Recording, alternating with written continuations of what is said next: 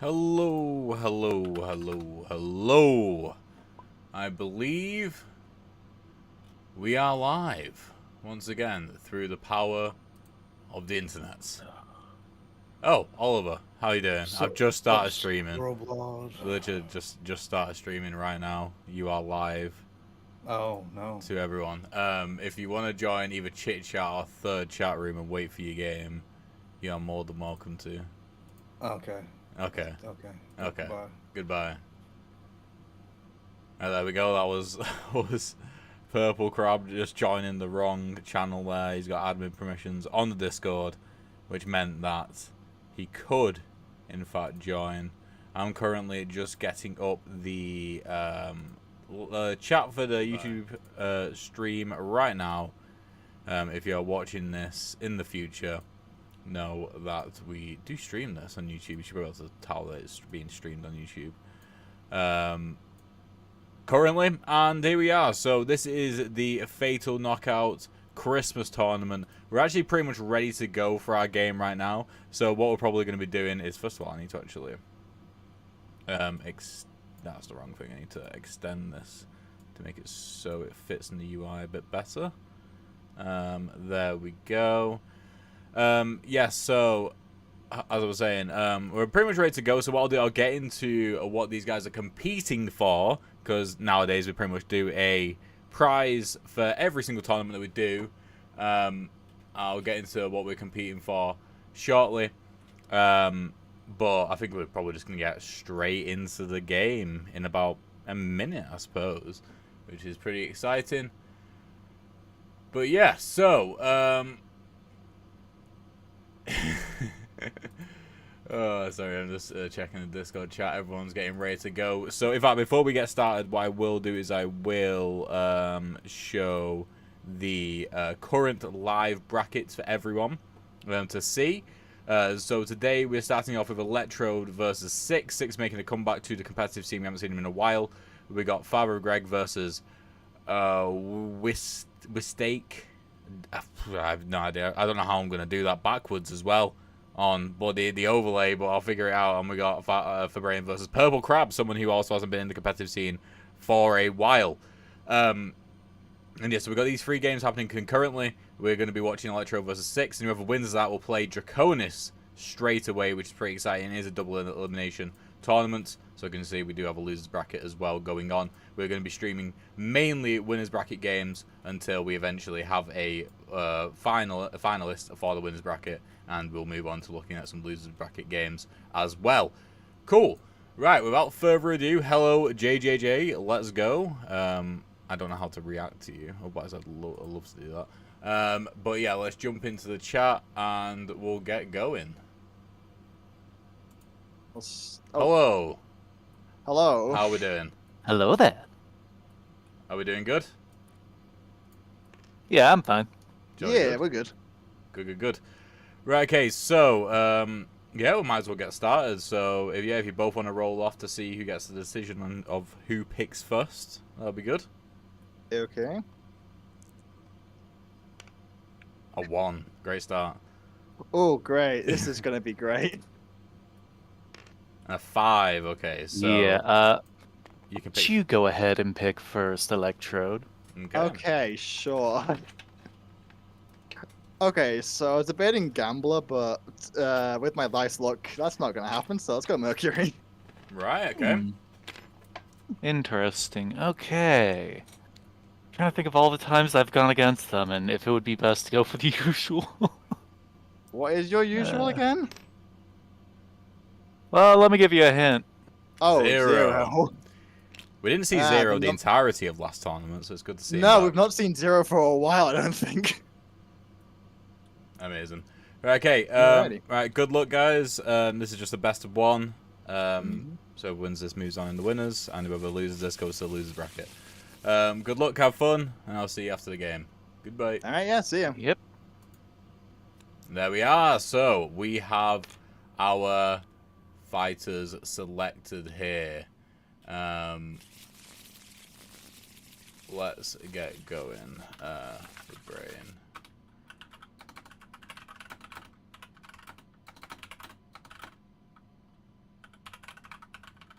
Just doing some admin.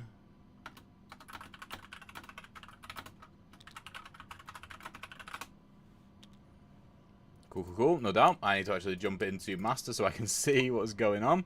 Okay, so we're starting off here with... No Draconis, no Vivera. Honestly, since Gambler's come into play, Vivera has kind of like dipped off for Electrode quite a bit. Electrode has been more of a Mercury Gambler type of fella now, which is interesting to see. I mean, Gambler is just fun on a bun, really. Immediate burn of Advance, and I think that was overclocked. We have Short Kick, Sliding Kick, and Charge Spin Kick. Short Kick and Sliding Kick, decent. No, you will for yours. Only streamed games are set up by me. Cool, cool, cool. No doubt, no doubt, no doubt. Right, so zone. Moving forward one. Because they've started in red stance. Interesting decision. It's almost like it's a complete meta to that shield's in front, I imagine.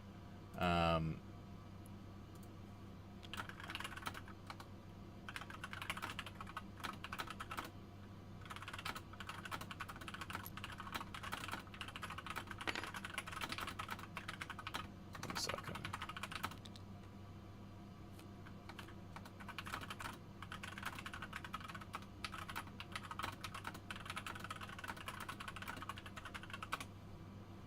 Cool. Right. Yeah. So yeah, they didn't take a damage here. I think they just put the shield the wrong way around. So I was confused. I thought that the shield would be was set up in the wrong place. I mean, technically it was set up incorrectly, but I think they both understood that wasn't the main reasoning behind it. So with Short Kick potentially interrupting Charge Spin Kick, this could be interesting. I mean, to be fair, starting off in red stance is working out here with Reset, allowing them to do a quick bit of damage here, but that can be easily avoided by a Short Kick right now. Oh, they're just going for 1 damage each. Interesting. You don't really want to trade with you don't really want to trade with Zona, because Zona has some very, very powerful 2 damage unlock cards, 2 damage restricted cards.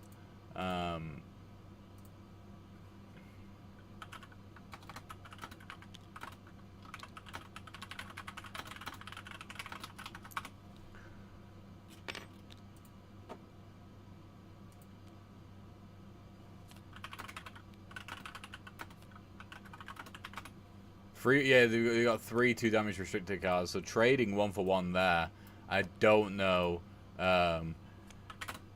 if it was a good call or not.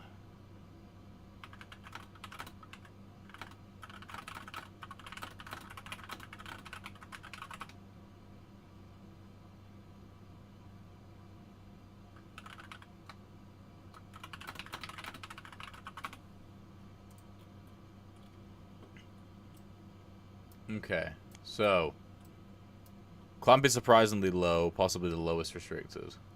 No, I know, yeah, it's a 9 initiative restricted. No, actually, yeah, Tune, literally, you just said it as I said it then. Obviously, there's going to be a slight delay on stream, but yeah, Tune is definitely the lowest restricted card. It's a very, very unique card in that it's 0 initiative, but it's restricted by 1 damage. I'd like to do that more with the designs of the cards and the future of other fighters. I mean, like Gambler, for example, he has no damage restriction cards at all, which is interesting. It's something that as we tune and balance the fighter as we go on, that might be something included. Because that's the thing, it's such an interesting idea with Gambler as well, because his initiatives are entirely dynamic. That what we're doing with these two here now. That yeah, having a damage restriction on any card really is interesting for sure, because it'll be entirely based off just the power of the card in particular, not necessarily the initiative which it could be played at. I mean, obviously there are subtle initiatives there. There are subtle initiatives there in that obviously the mix-ups give like a guide of what the initiative of the card should be. But at the same time, it's you can put any initiative down anywhere. Okay, cool. Who are we waiting on to get into a game here now? I assume that they've... Let's do in-game chat then. Okay, cool. Alright, yeah, they don't need to be in chat. So, now all games have started. We had a slight delay on For Brain and Purple Crab getting started, but now all games in the background have started, which is pretty cray-cray. I will say that. I'll say that for now, actually, for absolutely nothing. I won't even charge you for saying that. Cool, no doubt.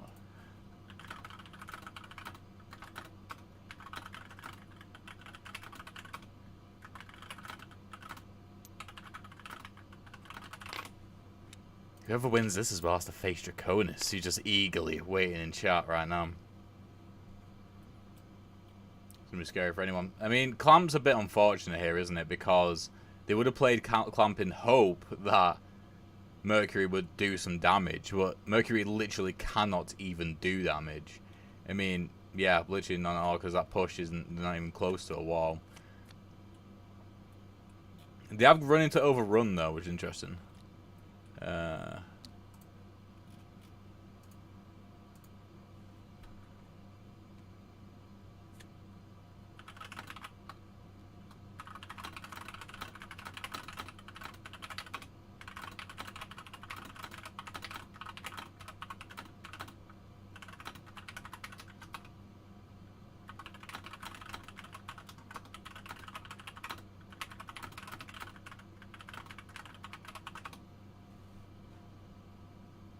Cool, no doubt, no doubt.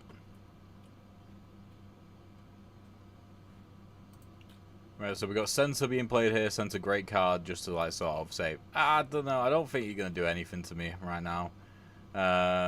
2 meter as well, which is good because they're gonna be able to get a burn back.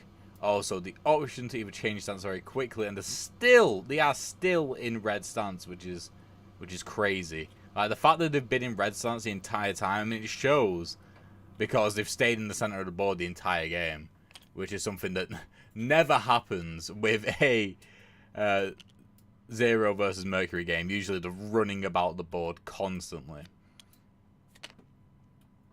Okay, so with center, they've literally just shielded behind them, and they've done damage and moved back. Interesting. I mean, okay, cancelled each other out. Fair enough. Very slow start, definitely. Very what's the word? Apprehensive start. Defensive. A very defensive start. Electro looking through the deck to see what they have and what they don't. I reckon they're checking to see if they have Zen still. Okay, so we're burning again. As soon as they got the burn token back, they're doing another burn. Oh, they forgot to actually burn anything. They're burning Overrun. And now they have Jab, Lunge, and Swift Clip. All cards which in themselves can do damage and also move them about quite well. And also, Jab and Swift Clip do have mix-up. Lunge, unfortunately, doesn't. But if Jab and Swift Clip are done first, then it shouldn't really matter because you should be able to set yourself up really well. But the fact that they have 3 cards, all very, very close initiative. Electro does have Step Up, which can allow them to bring potentially Super Dash a lot closer than what it should be. It could interrupt things, that's for sure. And it's only a 1 damage restricted card as well, and it's pretty much a guaranteed damage, which is probably one of the most lenient damage restricted cards, because there are very few cards which are considered guaranteed damage and aren't restricted by two damage being taken. And it's a 10 initiative as well, which isn't the highest. I mean, it's not like a spur card, which like their best cards are super high initiative. This actually worked out very, very good here, because yes, so what Electro can do here, they can use Step Up to move in and shield, and then they can interrupt. Yes, they're going to interrupt first, bring Super Dash forward. And what I would do is I would just move in and... Are they interrupting again? They should just move in and shield.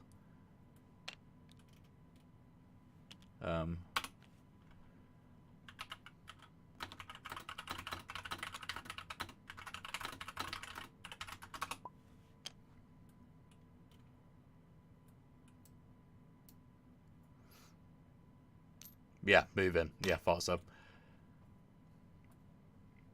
Yeah, so because then they can... Gotcha. Because then jab doesn't move them at all. Jab can hit them, but will just break shield, and super dash allows them to do damage and then just run away. So it's perfect.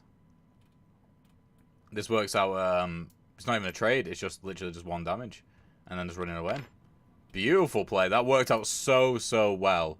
Like unbeknownst to Six, of course. They kind of screwed themselves a little bit and not playing their 3rd card there, which was Lunge, which could have at least made it so that they would trade, but it could have also made it so that the back in red stance again. That's crazy. They could have made it so that they would be in potentially the place to do 2 damage to Electro's 1. But again, 0 now taken 2 damage. Maybe it would have been a good idea to put Overrun in straight. Oh, he's burning Overrun. By burning Overrun, I mean burning again and getting Overrun out of the pocket into the discard pile. But he now does have Ultra Clocked, which could... I mean, he has the potential to do 3 damage, but you need to be right next to them. But you do have Calibration, which can get you there. You just need to survive a turn and not take too much damage in order to do that. And Zen, I believe, is still in the deck. It still hasn't come out yet. So there's a very, very high chance, like at least a 1 in 4 if only 1 card is played here, that Zen will come out in the next round and Six will play Overclocked into Zen. And that would just be a complete waste of Overclocked.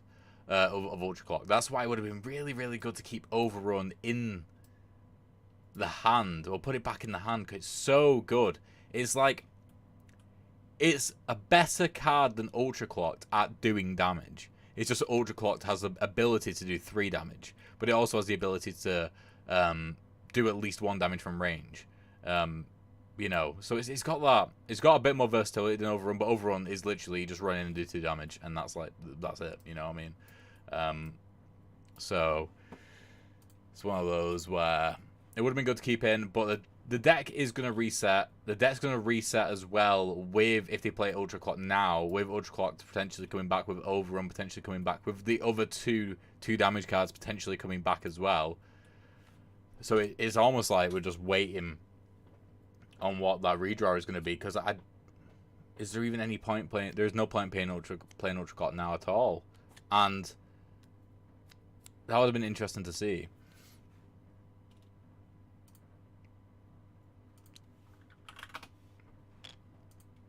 Because if Electrode forced the Ultra Clocked, I'm pretty sure that they would have burnt it. I don't think they would have played it.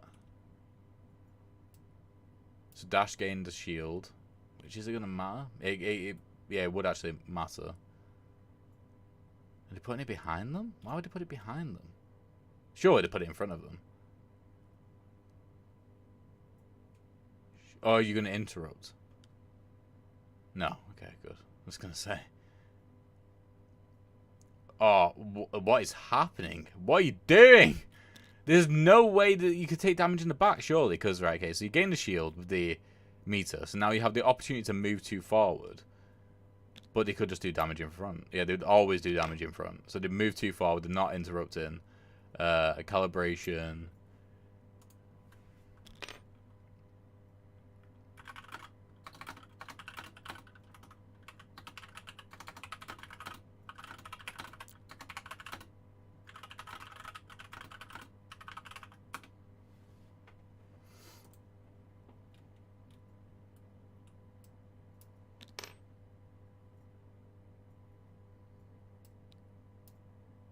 Okay. Again, incredibly slow round.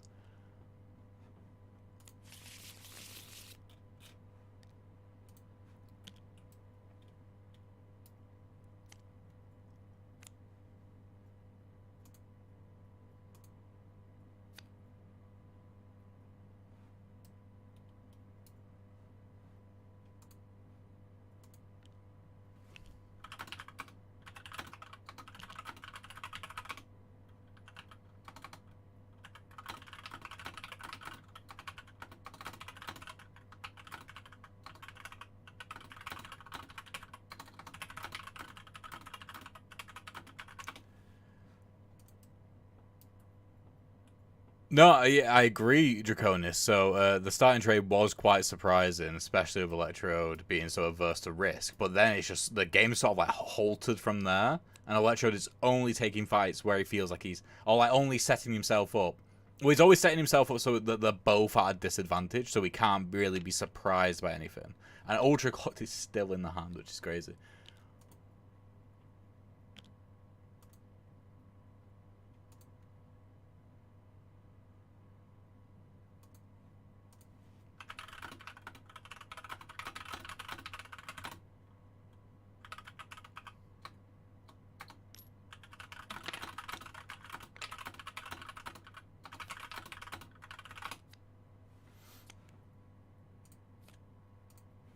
I'm just going to get the back up on the other side as things are updated.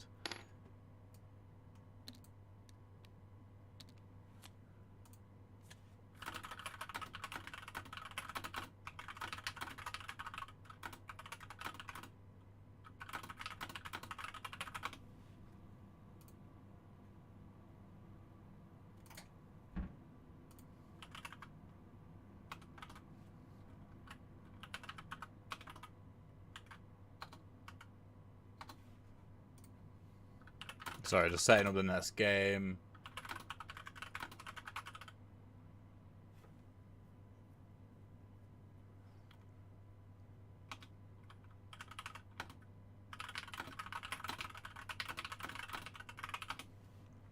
Okay, cool.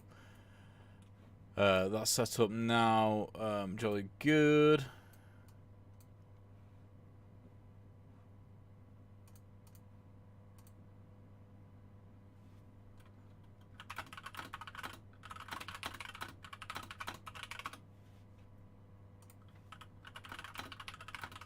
Sorry about that. Just doing some admin.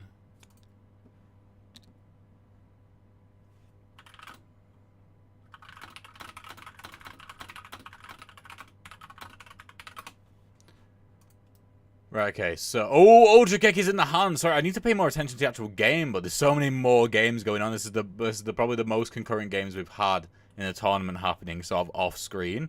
But yeah, it seems to be going well.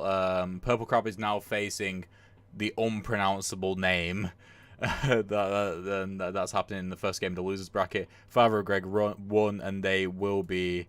who will they be facing? They'll be facing... they were facing Fabrain. In round 2, for Brain, Greg, feel free to start your game as well.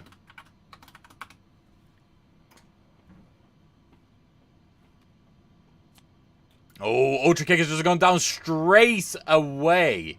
Literally, just saying, nope. You know, I'm just playing this. I'm just playing it. Ultra Clocked will do nothing. Don't do it. It's like they heard me then. I was shouting that loudly. They heard me from America. Literally, Ultra Clocked will be like an instinctive, impulsive play. Like, oh, you've thrown your KO card. I'm going to throw down mine. But Ultra Clocked literally does nothing against Ultra Kick.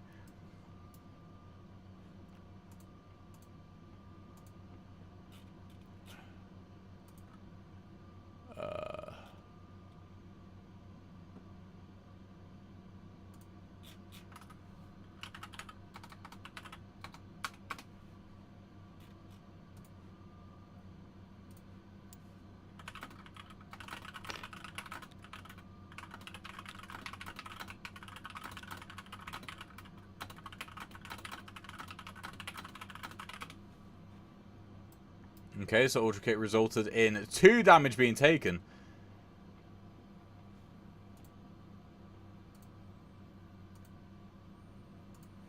And calibration is probably just going to result in 1 damage back. No. Okay, so even then, yeah, we'll just move back 2 and turn around. Now that he's cornered Mercury at least, so Ultra Clocked can work, but Zen is in the hand. Zen is in the hand. Electrode has been holding on to Zen for dear life, and he's got Ultra Kick again. All he has to do is play Zen, then play Ultra Kick, and he's won. There's no stopping it. We might as well stop playing right now. Wow, what a bloody, what a lucky draw that was. Not even playing Zen. I mean, to be fair, Ultra Clock hasn't gone in. Ultra Clock's going in now. Will he play Zen? He will play Zen. Okay, he is in yellow stance, so he can't get away. That's the thing. Ultra Kick, it will chase him down. Maybe if he didn't lunge in there, with what I believe was lunge, or another card which moved forward. Position. That can be used as a shield. But that...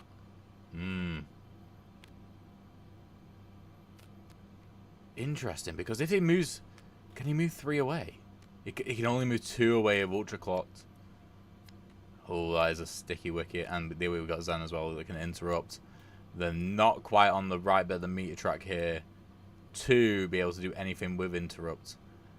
And... I don't think there is a way for 6 to get out of this, like, at all. Like, not even in the slightest. That's the thing. If they were facing with the Ultra... Or the other way of Ultra Clocked... Oh, no, wait, no. Position can move them. Position and Ultra Clocked could get them far enough away from Ultra Kick to survive.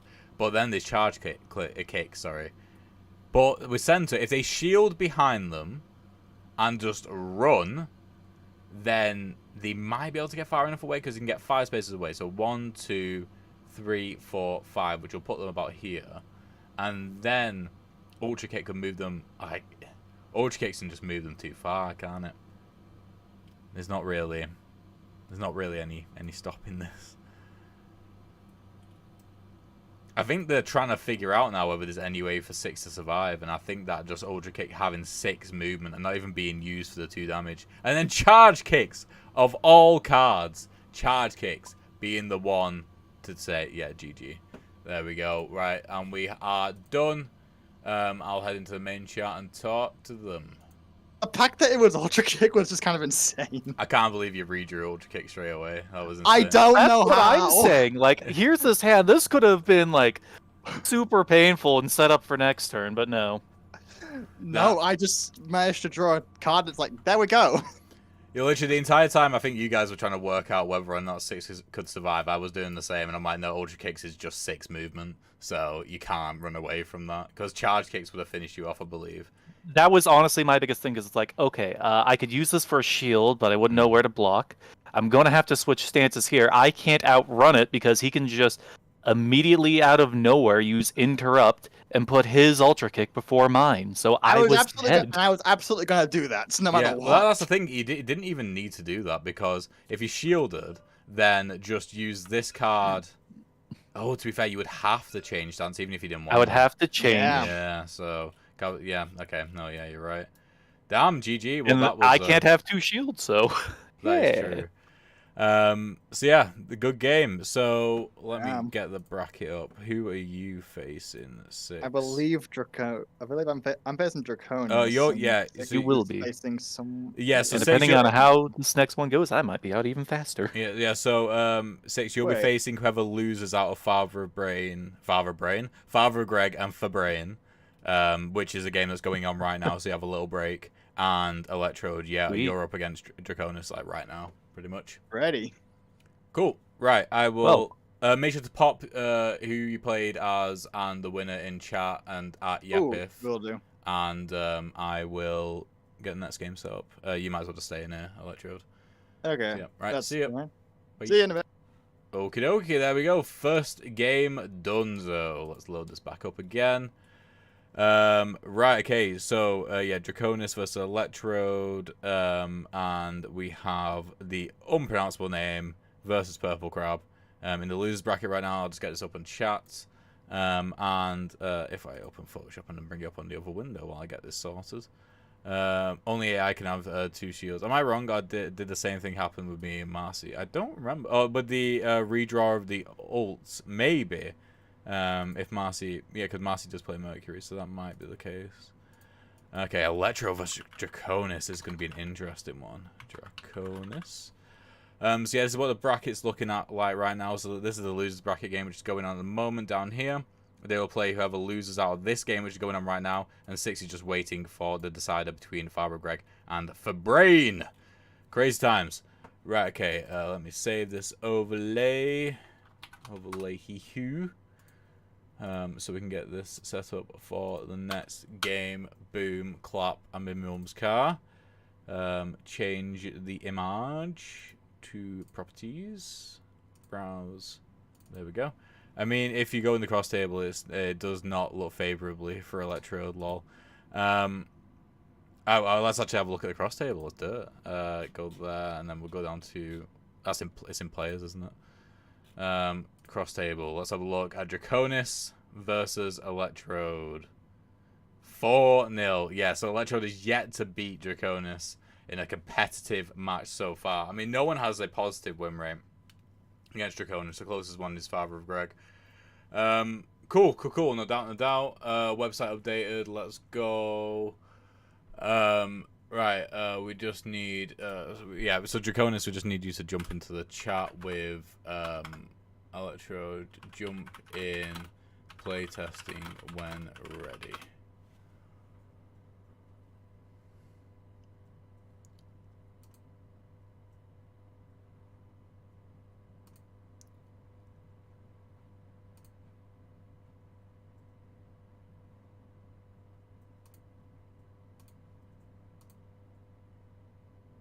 Done to be grapple of 5-3. There we go. So, okay, so Purple Crab is officially out of the tournament. So they were facing, if I go back to tournaments here, they were facing the unpronounceable name, and they are now through.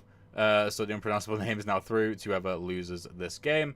We've got Draconis in chat. Once it's in the game, we will hop into the chat, and we will get playing.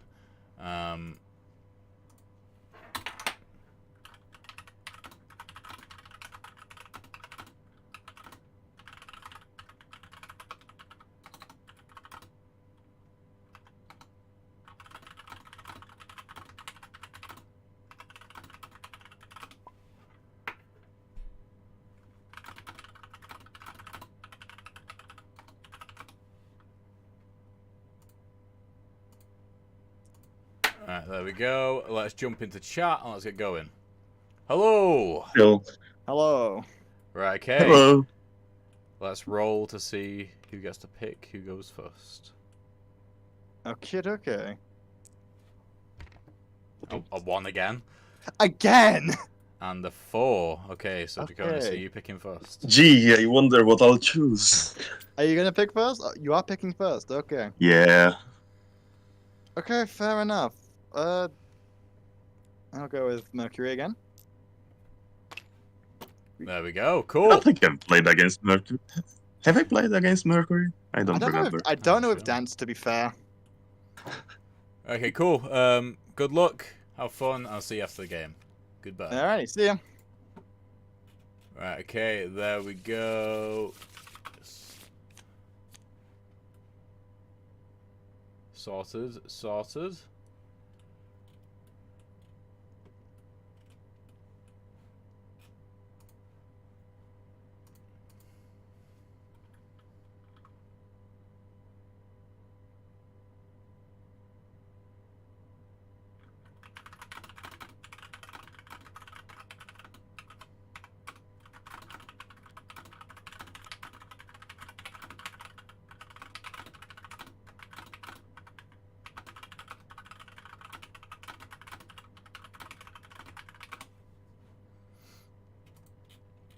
Okay, so we're starting off with a field of beat just to throw the pole out there, do some better zoning immediately. So to die so soon, was hoping to make a major comeback. I mean, you've got the losers bracket still.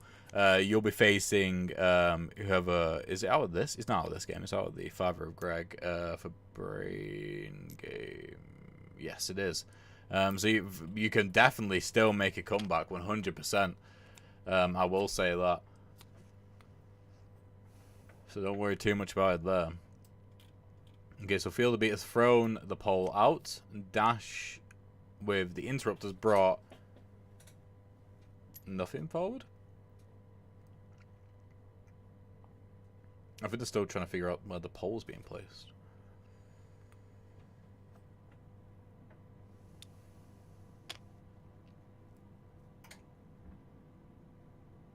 They've already gotten stuck. Interesting.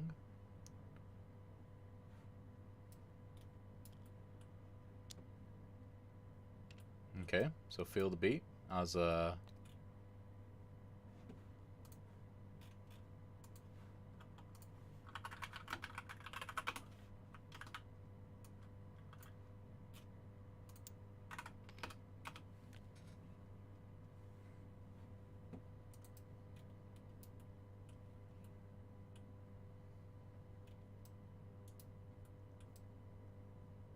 going on here?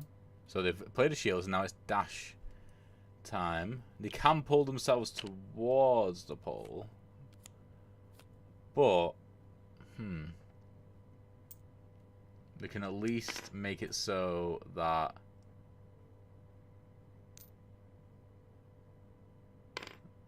oh no, just go do damage and just make the pole irrelevant. Okay, immediate first damage from Electro. Then that was so quick. That was actually insane. All right, okay, I'm liking it. I'm liking it.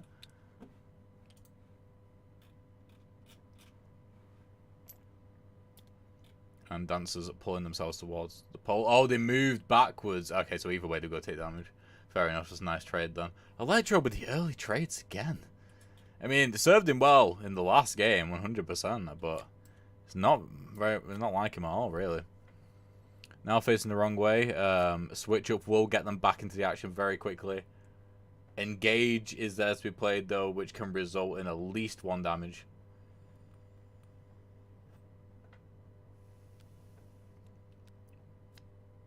Okay, 2 burns immediately. Top rock. Okay, just need to rotate now. The thing is, they don't really have a... The top rock is a card which is weird, because if you're not in the right situation, it requires setup. Because if you have a look here, it's 2 initiative, but it has no rotate. So what you need to do is you need to make sure you're facing the exact right way before the end of the turn. It's essentially a card very similar to Quick Grab or Chokehold. Where they are 1 initiative cards, where you need setup from the previous turn, and I like cards like that where you need to like think turns ahead and think, okay, this is actually not going to work at all unless you have the setup for them.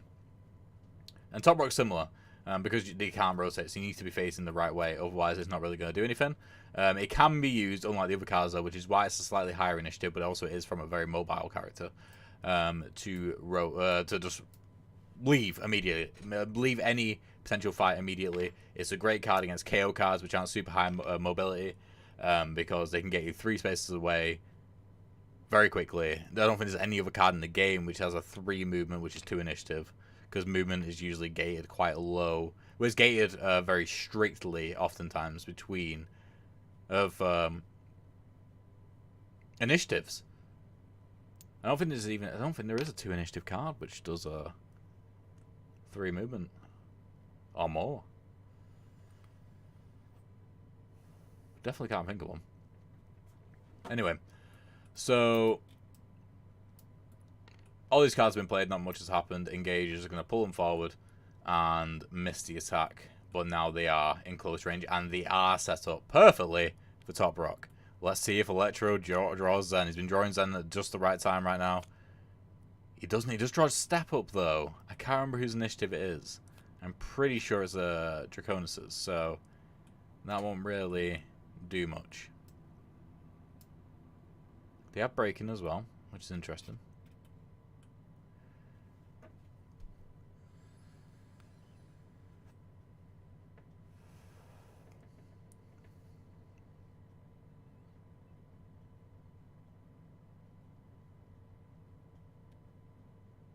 Spin Dash.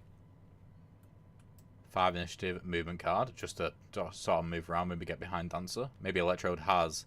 Oh, are they going to burn for Zen? Because remember, Mercury does not gain any burns back at all. Oh, but Step Up. I forgot immediately that Electro does have initiative, so it doesn't even need to burn for Zen. He can literally just use Step Up to shield. Or even to interrupt and shield.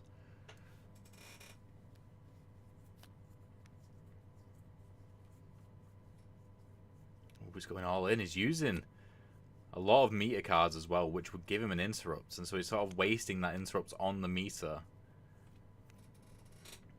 for a cut for like charge spin kick, which I mean I guess like is the only real time to get value from it, because it's probably one of the weaker 7 initiative cards in the game, probably one of the weakest.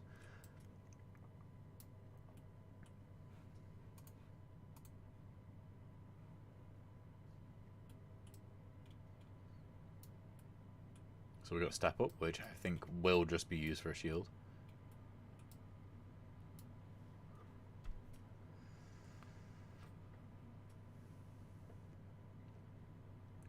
But the interesting thing here is, will it be used with an interrupt? Or will it be used with a move forward? Because that could potentially impact things.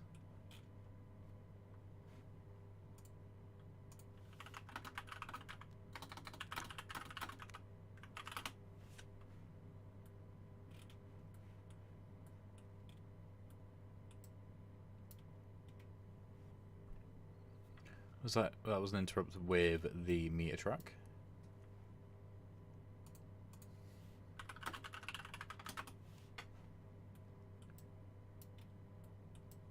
And they moving one. Already gaining shield. That's the thing again. Dancer is an incredibly linear character. So moving that one step closer will allow spin dash to be more effective. Because he can get away.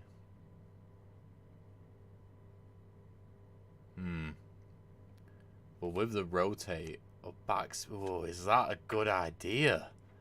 I mean, he could use all the movement in the world to get out of the way. Just literally run 4 spaces. And that might make back spin and breaking not really work. Because the breaking, pull, and then move back and then not back might be a bit spicy.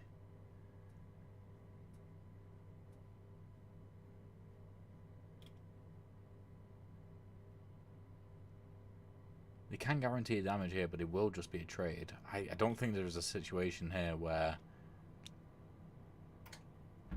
Ooh, actually, no, there isn't.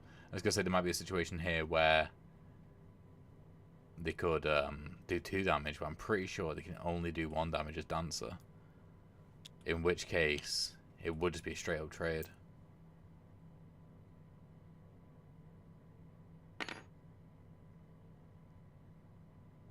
Ooh, that might have been a pretty terrible mistake, actually. Realizing that he'll have to rotate.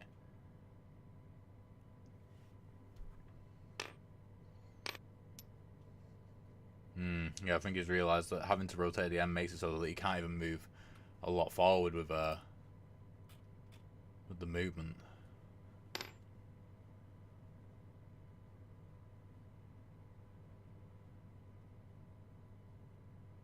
How did he get that far again? He must have figured out a way now to do it. I couldn't see a way for him to move that far away.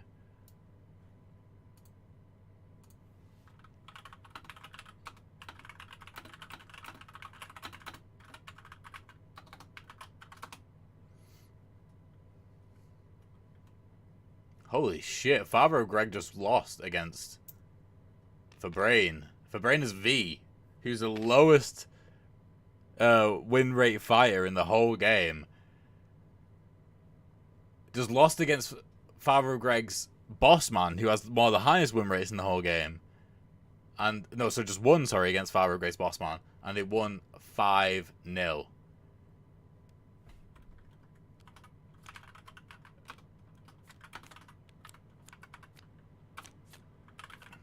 Wait. Father Greg. Let me just check the bracket, make sure I'm right here. Yeah, loser game 6. Okay, so.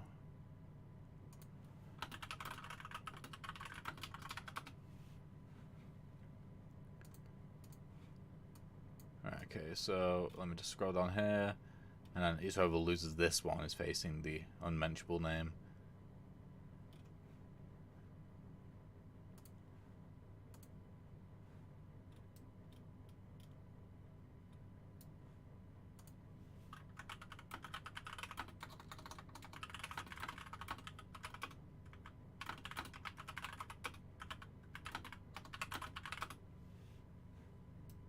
Oh, super dash. Interesting. That will get in and do damage. They don't really have any way to interrupt. But that's the thing, sometimes you don't need to interrupt. And any other character, a pretty much guaranteed damage at 10 initiatives, like, oh, that's great, that. I'm happy with that. But because it's Mercury and you have the ability to interrupt if you can, you know, it's like, oh, but I could get it so much earlier, so I don't want to play it now. And sometimes it's just good to play it. Like, just play it to play it, you know. And he's got mixed kick and short kick as well. This is a... Well, it depends how close. That's the thing, Dancer's not going to move forward once he sees short kick and mixed kick. So it might even be... But it's not up to Electrode. It might be good just to pocket these two, though. Save them for when you're starting closer. Because mixed kick is going to do literally nothing. Apart from ward them off from moving closer. Short kick is being played. Potentially just for the interrupt. Out of all the interrupt cards in Mercury's deck, short kick is definitely one of the ones which the interrupt on the card is used like the least amount, the least often.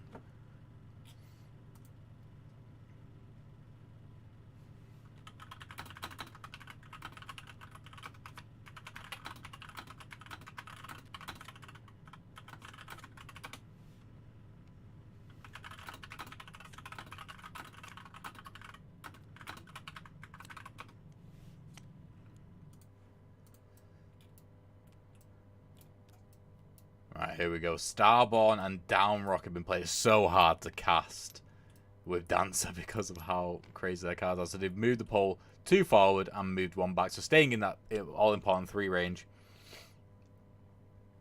Short kick isn't going to even move that close. They can move 1. Is this just... I don't think this is going to result in any damage to anyone apart from Mercury is going to do damage to Dancer, because Dancer 1, 2, they can't gain a shield. So if Electrode literally just does nothing, then I'm pretty sure it's impossible for Dancer to hit them. Well, don't move 1 back, fella. I mean, one sec, with mixed kick they can move in range. Okay, it's fine. Sorry, I just started fucking panicking then. I was like, what are you doing? And I realized, no, it's okay. Super Dash is 4 movement. Mixed Kick is 2 movement. They've interrupted Super Dash in front of Mixed Kick. Now, Super Dash won't do anything. I mean, it literally just makes no difference. It might have made a difference if they moved 1 closer instead of 1 back. Then they could have done 2 damage and still probably not taken any damage. Because if you look here... Oh, no, they can pull themselves towards the pole. Like that, and then down rock they can throw it again. Ah, you see. Electrode's seeing things I'm not seeing. That's the problem. Electrode's in the fucking like Matrix right now. They're seeing all the strings, all the numbers.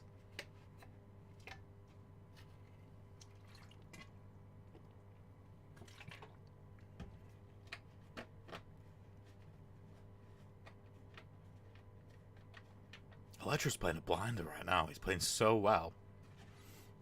I think Dancer's playing great cards, and it's like there's so much potential to do stuff, but Electro's just sort of like dancing, no pun intended, dancing in and out of the seams of reality as he just waits for his opportune moment. And that's the thing, like I knew this was going to potentially be a long night with Electrode being at the top of the bracket, so I'd be streaming his games. Usually, he's not someone who I stream, but he's been doing well in tournaments, so his elo must be higher, which is why he's in the top half of the bracket. But what's interesting is that usually his games are very, very long. He takes his time. He's very defensive. And he usually plays Vivera, which is one of the most defensive fighters in the whole game. But it seems to me that he's woken up and chosen violence, but it's still again a very orderly way of violence here. Okay, so Starborn has now given them the KO card. KO card's coming up from Mercury as well. KO cards both coming in at very opportune moments here. Like with just 2 cards left in hand, with 4 cards left in hand, it'll be 5 with the KO card. Oh no, because Mercury's gonna have 1 extra turn here, where they don't necessarily Wait, are they not moving with Starborn? They're just staying where they are. So they're just going in to take the damage. Oh, but they do have the KO card coming up, which is, I'm pretty sure, at least 2 damage. Does Electrode go in for the 1 damage knowing that they just got their KO card? Wait, what? That's your deck, bro. Are you not putting that back in your...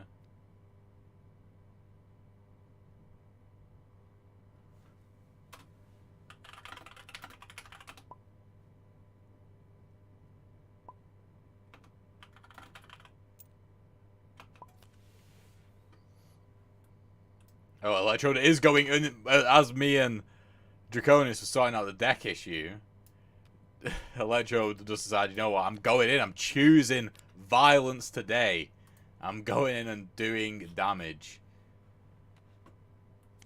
I mean, it's good that the KO card wasn't right at the bottom, but they do have a burn available. Electrode is yet to use a burn, which is insane. They haven't got any low initiative pulls in their hand. Well, they have Popping, actually, but Popping will require them to either rotate or move first, which makes that pull sort of irrelevant. They do have Ultra Break right now, which can result in a pull, which will do damage, and then... Ooh.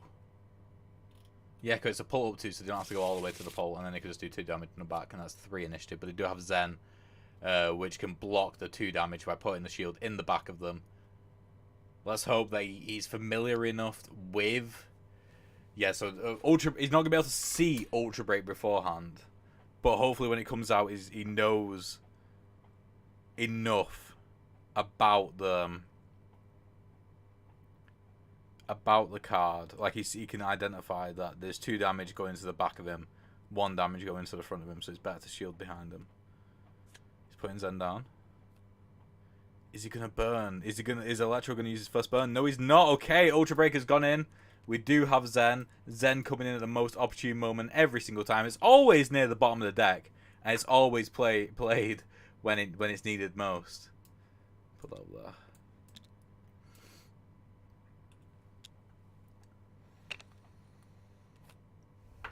The KO card has gone in from Electrode as well, with just 2 cards remaining. I mean, either way, he will be able to survive this turn. It's just that it'll be obviously much better for Electrode to only take...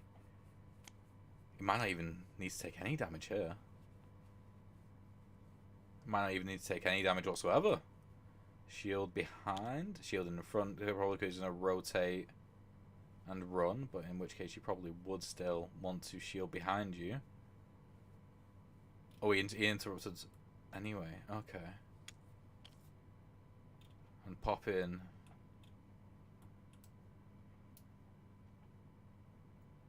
We're popping to go rotate or move 1. You would just move 1, wouldn't you? Ultra Break was set up so perfectly, but popping kind of ruined everything. Like, playing popping to hide Ultra Break kind of just ruined everything. Because with Zen being played, you would guarantee it, even with Zen being played first, Ultra Break would guarantee damage. 100%, and it could even give 2 if, like... Yeah, that's right, the pull cannot happen. Could give 2 if the shield is wrong. But here now... I mean, they can rotate... I mean, if Electro just moves 1 forward and bunkers down, even if they rotate with Ultra Break and then move 1 forward and then do 2 damage in the front, it's not gonna do anything. So that's really what Electro should do. Just move 1 forward, rotate, and bunker down. Yep. This has got to be so frustrating for Draconis, because he's playing really good cards and really good opportunities. But Electrode is just finding ways to just survive. And Electrode's winning as well. He's winning 2-1.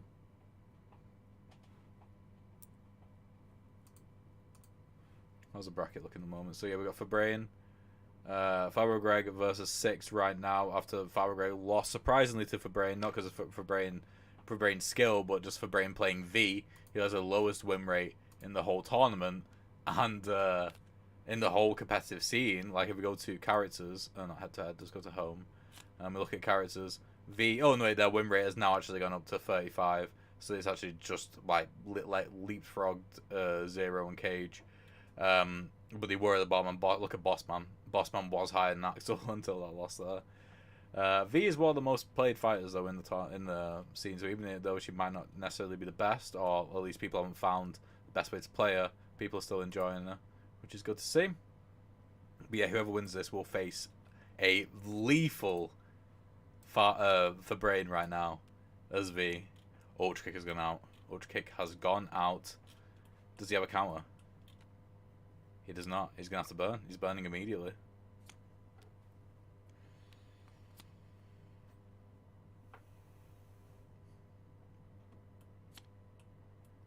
Stepping. Can I do anything? Not really. Unless they burn again.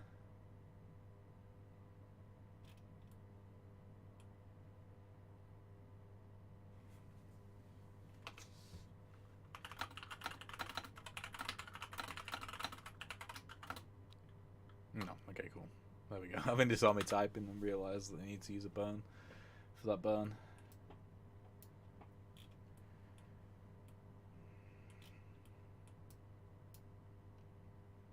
Yeah, because they would have to burn again in order to try and avoid damage here, but I don't think it's going to happen. I think it'd be exceedingly unlikely for them to be able to do that.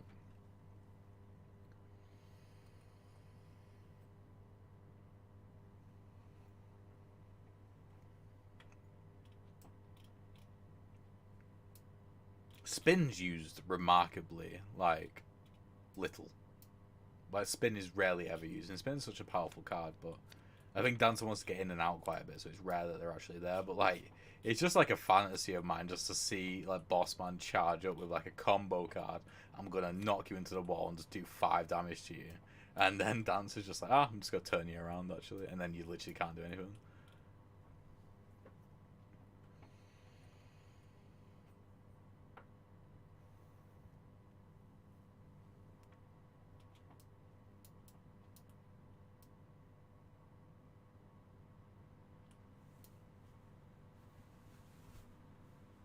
Oh, another card is being played, though. They are playing another. Super Kick. And then Spin Move could result in at least 1, if not 2, interrupts. But Super Kick is going down. There'd be no way for Super Kick to actually land at all. It's just been played to be played. But still.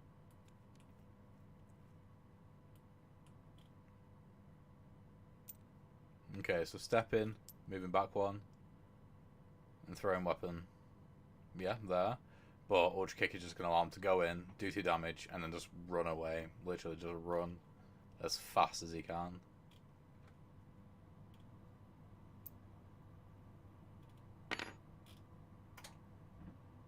Mercury making gains.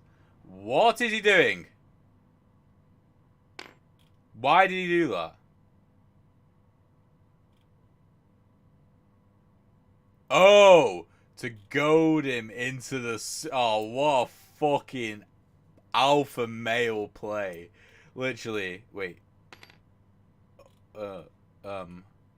Spin Kick does... Is he just GGing? Oh, he's not taking 2 damage. Oh, it's even more of an alpha male play. I just thought he was doing it like, so like, yo, if you come at me, I'm going to do 2 damage to you. But no, he's doing it so that he can unlock Super Kick, then to do 2 damage to him. So he actually used the spin move there. Like, for the first time I've ever seen it, where he just gets spun in the corner, which it does help, it does work. Short Kick, just be like, yo, I'm going to finish you off here if you don't have something. Feel the beat does give a shield at least. But the thing is, in this particular scenario right now, especially because of the spin, actually, Short Kick can do damage in the front or the back, because they can move backwards and then do damage in the back, or they can move forwards, which spins them around, and then do damage in the front. So, if he just ends it here, he wins. No, if he just ends it here, he wins! What are you doing, lad?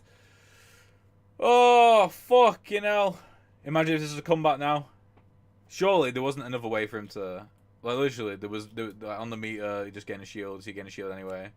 What is this card? It's a 3. He can get out of this, maybe. Potentially. Yeah, because if you throw the pole... Yeah, he can get out of this.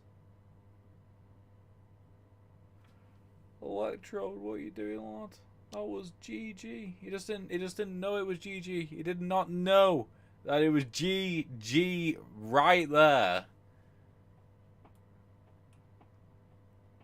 That's bug wild. I mean, it's still 4-1. I mean, I can't really complain. Electro's played a blinder right now, but he did just miss lethal.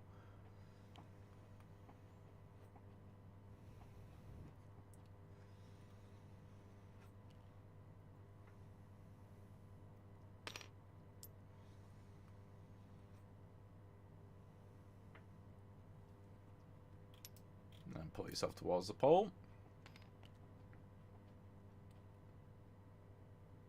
And then, yeah, short kick will not get you them. Sheesh kebab.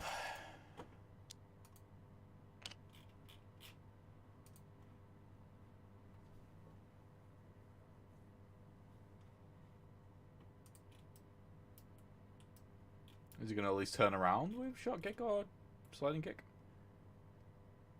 At least he has an interrupt for next time, and he has spin move as well. So, I mean, if he gets, like, his KO card or anything again, then that'll be good. Dancer's already down to 4 cards again. I assume that his KO card's in there. It is, yeah. And his KO card's in there. He hasn't used any burns. Literally, just use your 3 burns and get your KO card back. And just win. Why not? I've never seen a game where no one's used any burns before. It's freaking crazy. What is happening?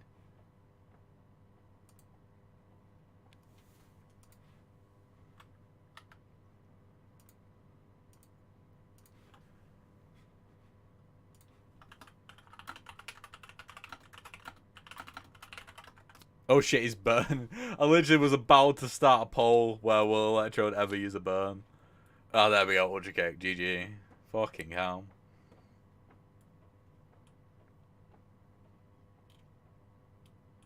I mean, you can play another burn to try and get it. Try and get something. But I don't know what he can get, really. That can help here.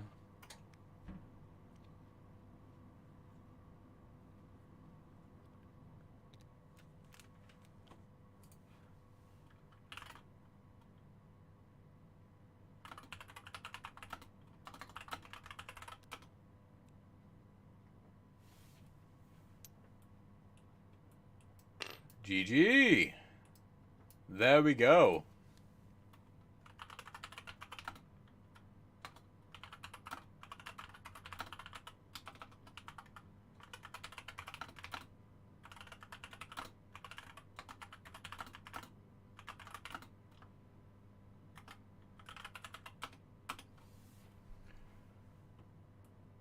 That is GG, isn't it?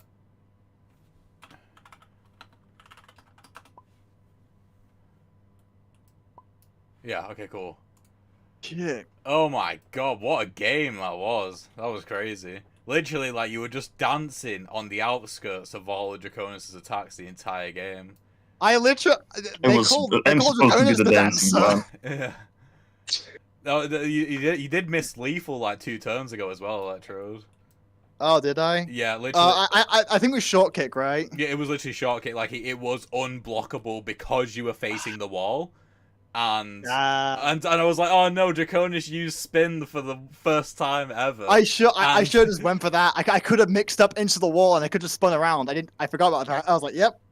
Yeah, it was. I missed lethal, but it didn't really matter. No, it didn't matter. I was like saying it on stream, but I'm like, also you are winning 4-1, and also I was then screaming at you to use a burn token to get ultra kick, and then you eventually did.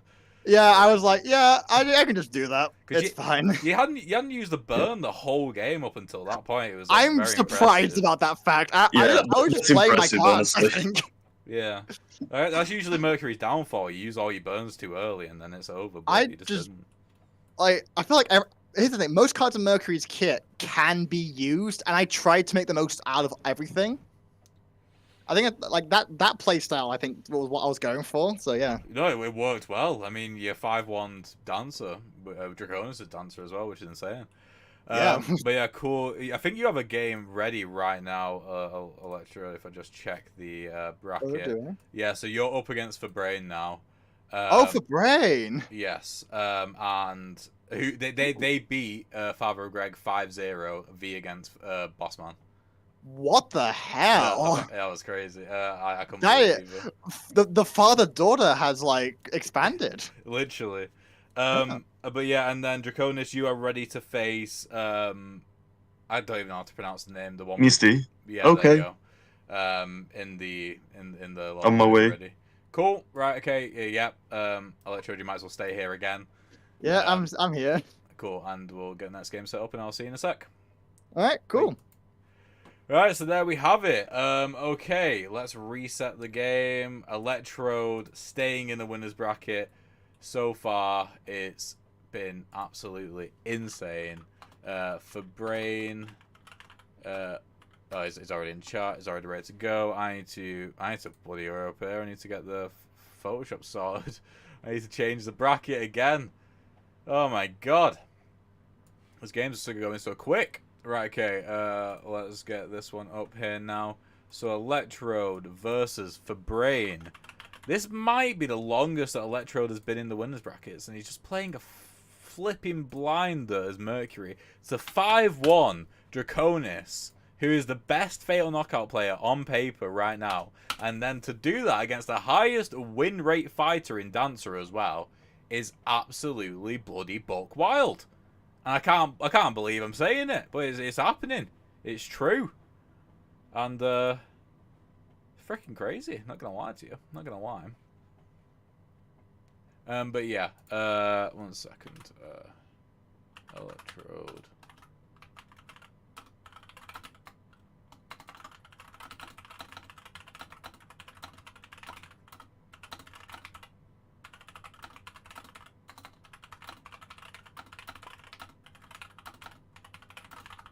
Right, just have a quick 5-minute break just to grab something to drink, and then I shall be back. So I'm just going to put this image up, which is not in the right place whatsoever. There we go. And I shall be back momentarily.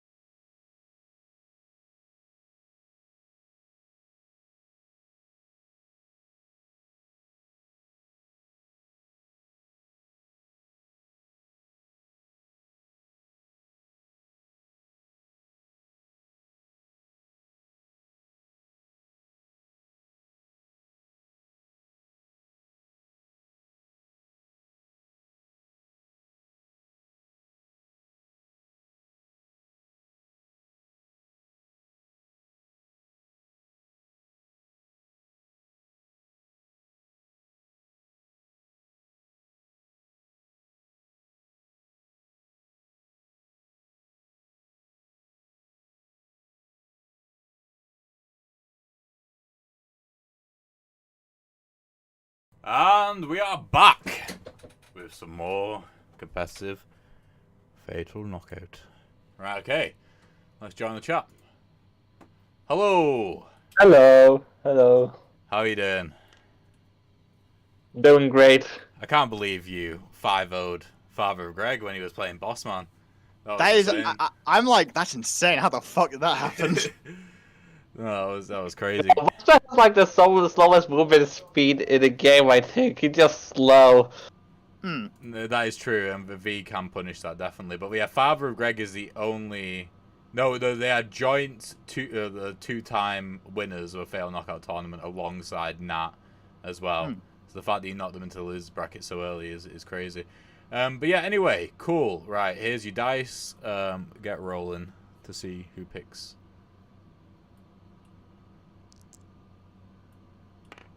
Ooh, 6. Okay, watch me get the fattest one again. You did. God damn it! 3 1 What? bro. I'll let you pick first. I'll let you pick first. No. Oh, wait, what? You're It's picking just- first. Oh, I'm picking first. Yeah. Oh, jeez. Here's the thing. That it's so crazy because I've only gotten once tonight. It's been 3 ones on every single one. Ooh, Cal and Nap. Oh, Jesus. This is going to be a fun one. Okay, Mercury versus Cal and Nap. Right, okay, good luck. Have fun. I'll see you after the game. Love Right, it. see ya.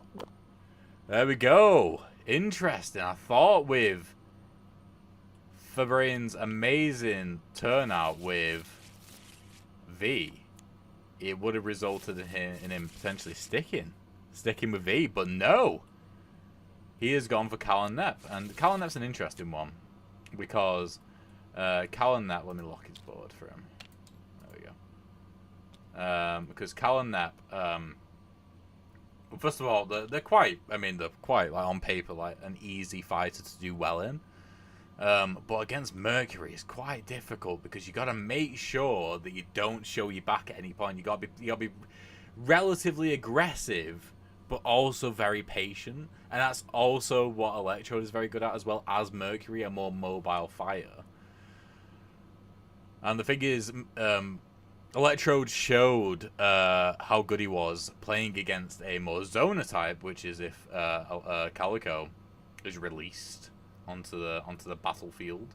Well,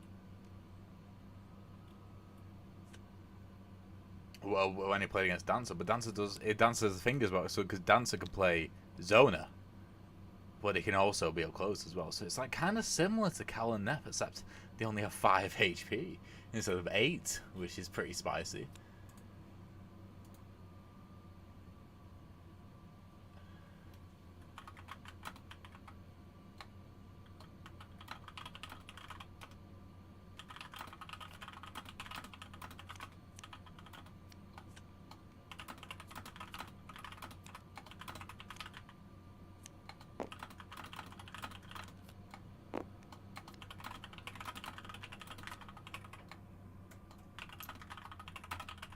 Okay, so all 3 cards are down already. Electro's like, yeah, I'm probably going to take damage here coming against Colin Neff. I'm going to use Super Dash. So they are out of range for any pulls or pushes, but I assume they're going to use a push in order to and not have to move backwards one. The spin dash, probably just move 2 forward and rotate. But then charge spin kick isn't going to do anything, so maybe just move 2 backwards. Just keep out of range of Cal and Nep. The thing is, though, you can't be too slow with Cal and Nep.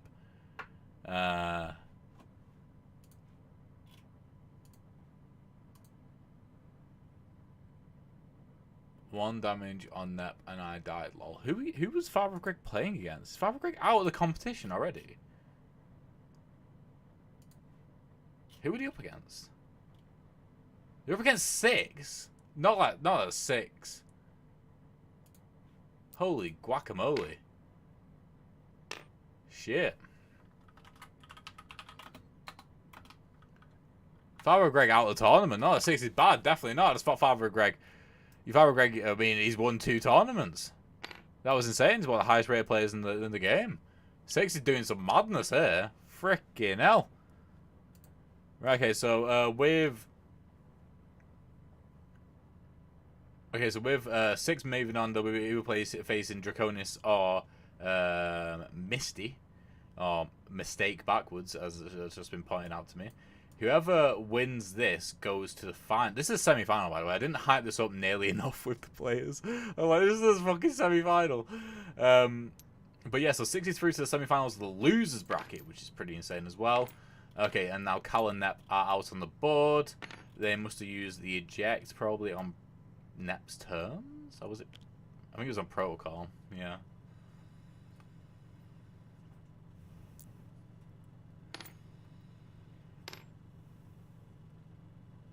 Okay.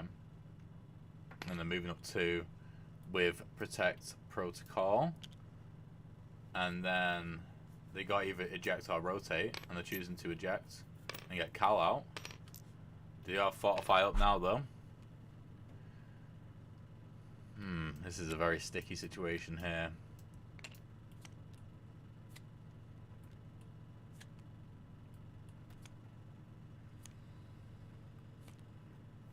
For Electro's Mercury. Zen and Step Up. You don't want both of them in your hand at the same time, do you? You'd prefer to just have one. That's the thing. I mean, sliding kick will just get rid of fortify. Did you have one in shot? Which, to be fair, is that even in range? It's not even in range. I wouldn't even worry about that. What did they just played Step Up, which will put them back in range. And High Welcome gives them all the movement that they need. They could ever possibly want.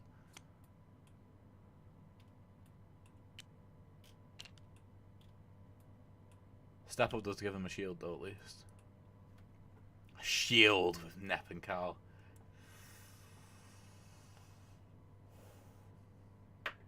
It's not what you want to see, is it?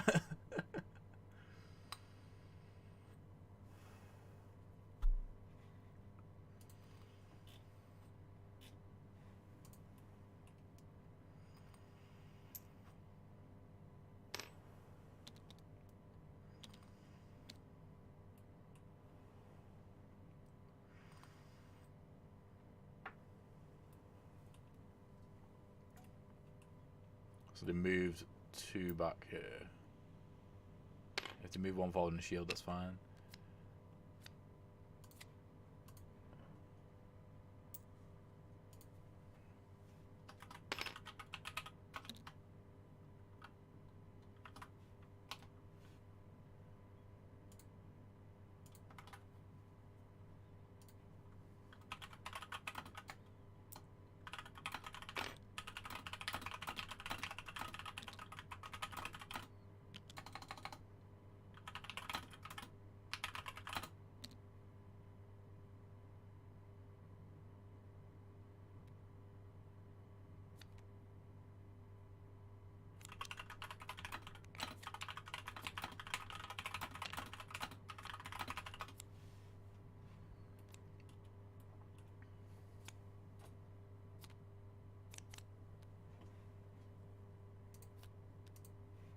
So that means Draconis is up against 6.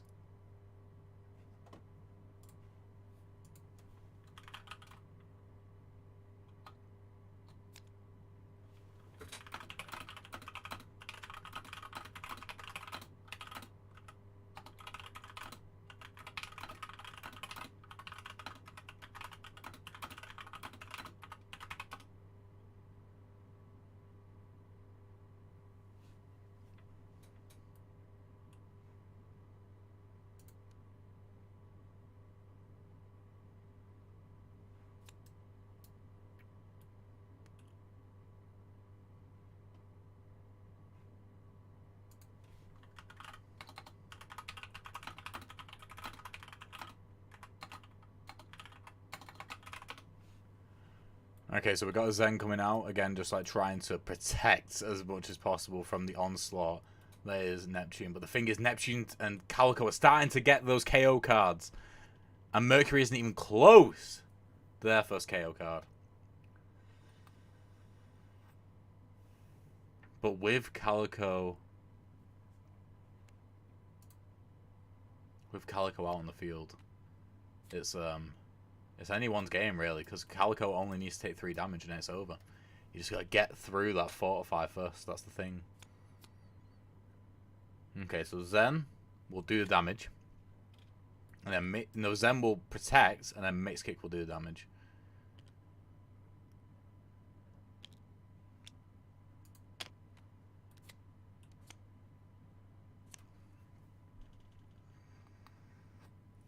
My heart's beating a little bit, you know? It's like just a little bit. I'm a bit worried. Not worried, but like I'm like, you know, full on. You know, what's the word? Like, I feel it feels like that's the thing. Anytime that Cal and Nep are in any type of fight, any type of match, any match at all, it feels like a boss fight.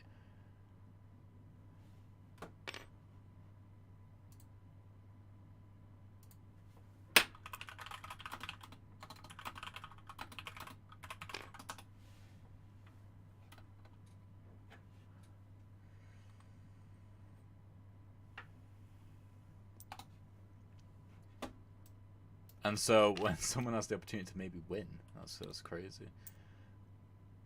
Wait, what? Is Nep not going for the damage? Interesting. Interesting. I mean, I guess you don't want to put yourself on the other side of Mercury, really, because Mercury could punish you. I mean, the thing is, Mercury doesn't have that many low initiative damage cards. They don't really have many damage cards at all, but definitely no low initiative ones. And then on top of that, they don't really have many interrupt cards left, and they have no interrupts on the meter track for a while. Calico is very much on their way to get their KO card, though. And that knockback is in a bit of a spicy place right now for Mercury. They could just move one forward. Ooh, it could just be 2 damage right here. They do have dash, but I mean, whose initiative is it?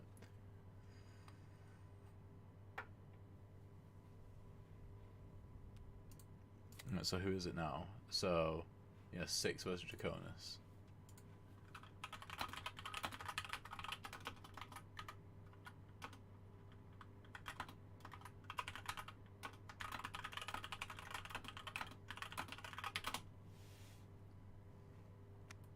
Oh, Ultra Pillage is out. Dash will happen first at least. Which means that they can just shield. Just use it to shield. And end it there. Like, I mean, they got 2 meters so they can move one forward and shield, which will actually protect them from the knockback. Yeah, just end it there. Just end it there. End it there. End it there. End it there. Move one forward. Shield with the meter. Move one forward. It protects you from the knockback on both sides. The only thing that can happen is getting hit in the back. But at that point, then Neptune's behind you. He's playing another card. Why is he doing that for? Why? When you can prevent Ultra Pillage. When you can prevent it from having any sort of threat. And you play another card to make it potentially be threatening. For why? Oh my god. Hook swipe. Can that do anything? I mean, it's happening after Ultra Pillage, to be fair. So, if anything, this could work out well. Alright, so shielding, and then gonna move forward. Interrupt. Yes, move forward 1. Oh, he's thinking with fucking portals, lads. He's thinking with portals. He knows what he's doing. I don't know why I keep on chatting shit about what Electro's plan is. He knows exactly what he's doing. He's gonna... He's going crazy right now. He is forced... I mean, to be fair, he hasn't really. He's just sort of exchanged damage here because of the... I mean, yeah, all this has resulted in is... Oh, shit, okay. Oh, Neptune's back the fuck up in the corner. Wait, how's he done that? Wait, what? How? Oh, move one forward, rotate, move one back. Yep, makes sense, makes sense. Okay, cool. I was confused, and I was like, how did that just happen? But there we go. That makes sense.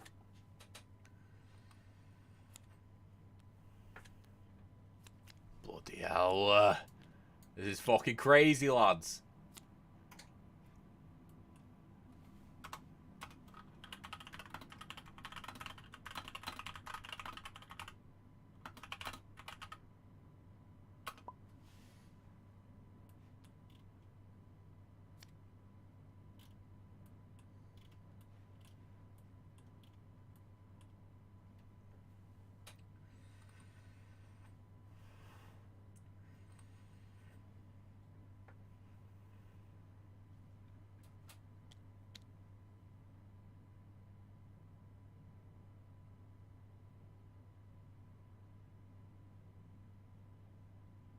They're trying to work out where all Calico's discarded cards are gone.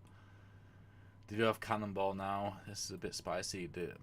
Electrode, I think, is out of protective cards here for low initiative.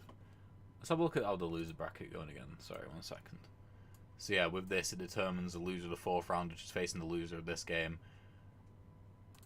Honestly, it's good that Electrode's winning so much, because usually what happens is the winner's bracket is over way before the loser's bracket, so we have to stream the loser's bracket as well, and it ends up in more games being streamed than need to be, really. But with this, because the games are taking so long, that's not the case. And that the loser's bracket will probably be finished before. To be fair, one loser's bracket game will need to be streamed, because it's straight after this one. It's whoever loses this loses. Well, goes to the loser's bracket, and that determines who goes to the final, along with whoever wins this. So it could just be I mean, it might be a straight up rematch with whoever loses this in the final. So that's what happened last tournament, because they went to the loser's bracket and immediately won again.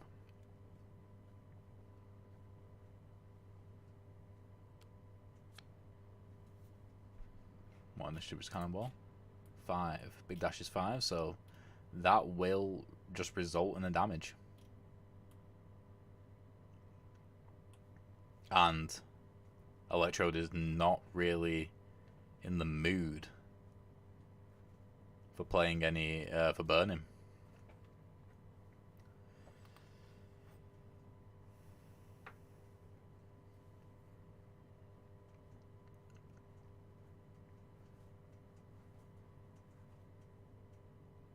Is that going to be all she wrote there? Is that just going to be 1 damage done? I'll equal them.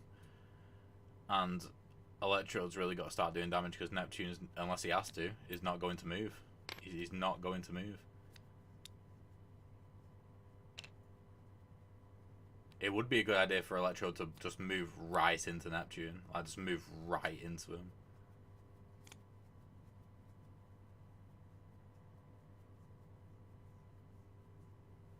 Especially if Fabrarian's going to focus on getting that KO card for... Yeah, there we go. He's going to focus on getting that KO card for Calico. Then they're only going to draw Calico cards, in which case I'm pretty sure Calico might only have 1 melee card.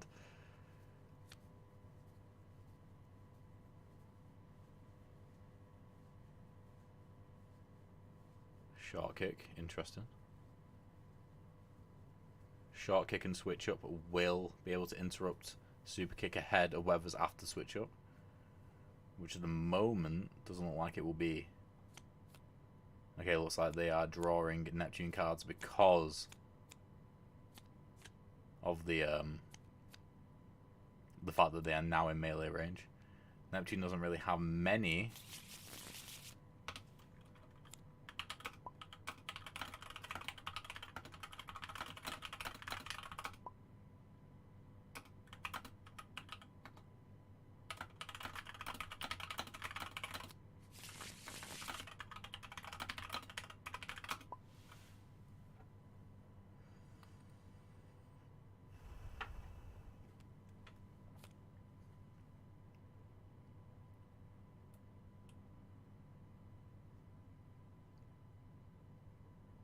Is that what they're going to do? If not, I mean, that's fine. If they want to keep Net's terms in the hand instead of potentially getting a KO card, that's up to them. But that's what I would do to make it fair.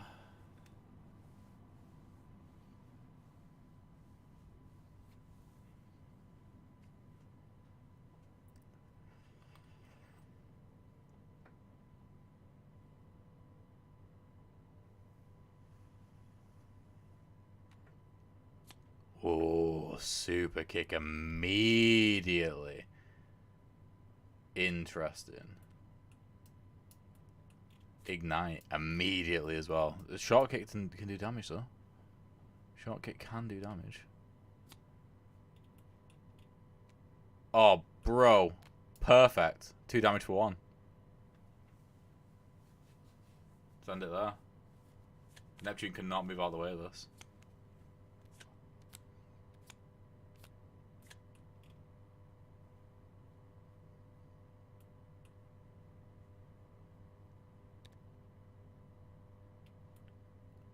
It would have been perfect as well if that short kick gave Mercury that shield.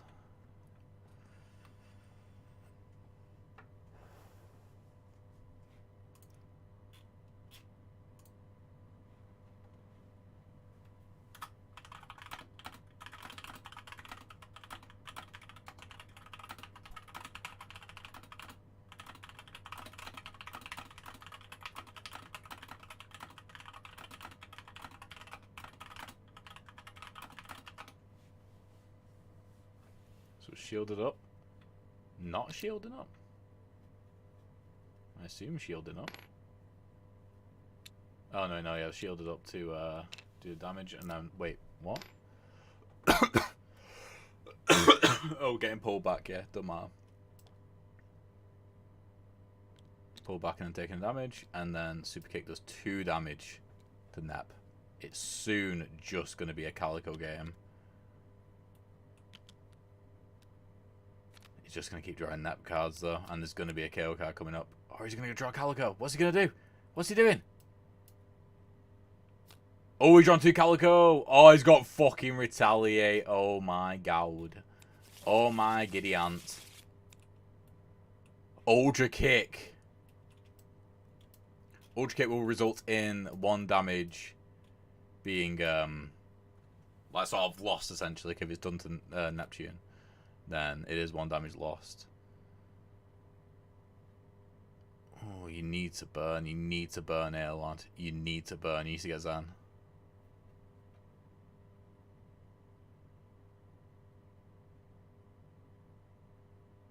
That's the thing, if he gets Zen as well, he can...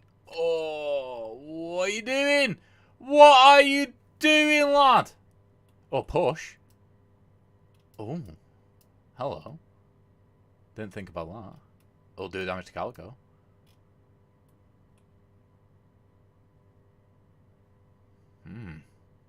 Interesting.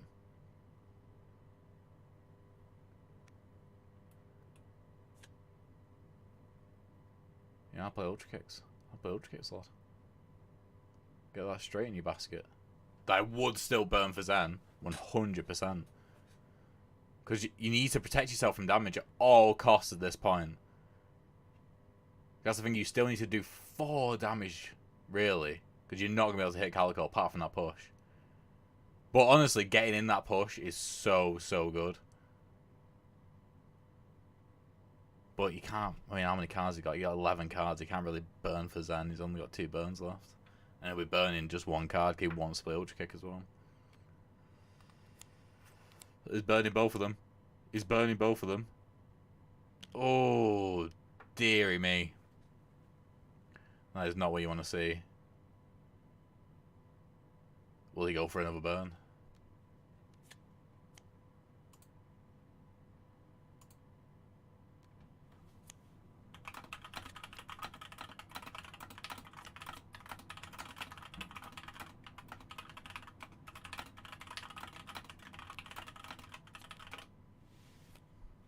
Okay, all cards are out now. This is bad news. That's the thing, he doesn't have a single shield. This might be game over. The thing is with... Oh, why didn't he use his final burn?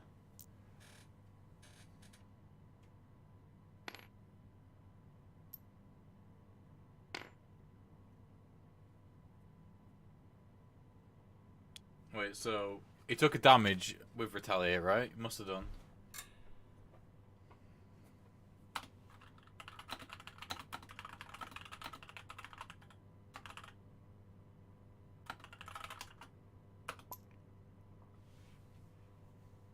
Yeah, okay. And short kick, it'll do damage. Interesting. Coming out of the corner here. And then spin, and then run. He survived! That is crazy town. And then if he moves non... Holy guacamole! He's moving close. He's forgot the Ultra Kicks is in the pocket right this second. And this is initiative next. And Ignite's been played. So I don't think they have a shield. So just move one closer. And just rotate. And Ultra Kick's going to come out and they're going to win. They're just going to annihilate Calico. Immediately playing. Yeah, fucking hell. They don't even have to draw any more cards. How has Electrode won this game? How has he won it? This is actually insane. He's drawn dash as well. Ultra Kicks. Can anything stop it? Ultra shot, but that's going to come out afterwards. It's GG. It is literally... Wait, it can move one forward and then one backwards. Yeah, it's GG. Actually GG.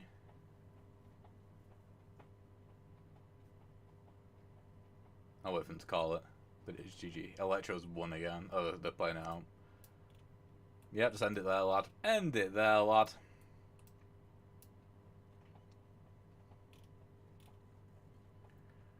Both KO cards were available for Cal and Nep. It's been a long game. They've done 4 damage to Nep. It's not like it's been a fucking easy one. This one's been a long game. You do not want a Cal and Nep game to be a long one. But it's been a long one. And Electrode has still come out on top.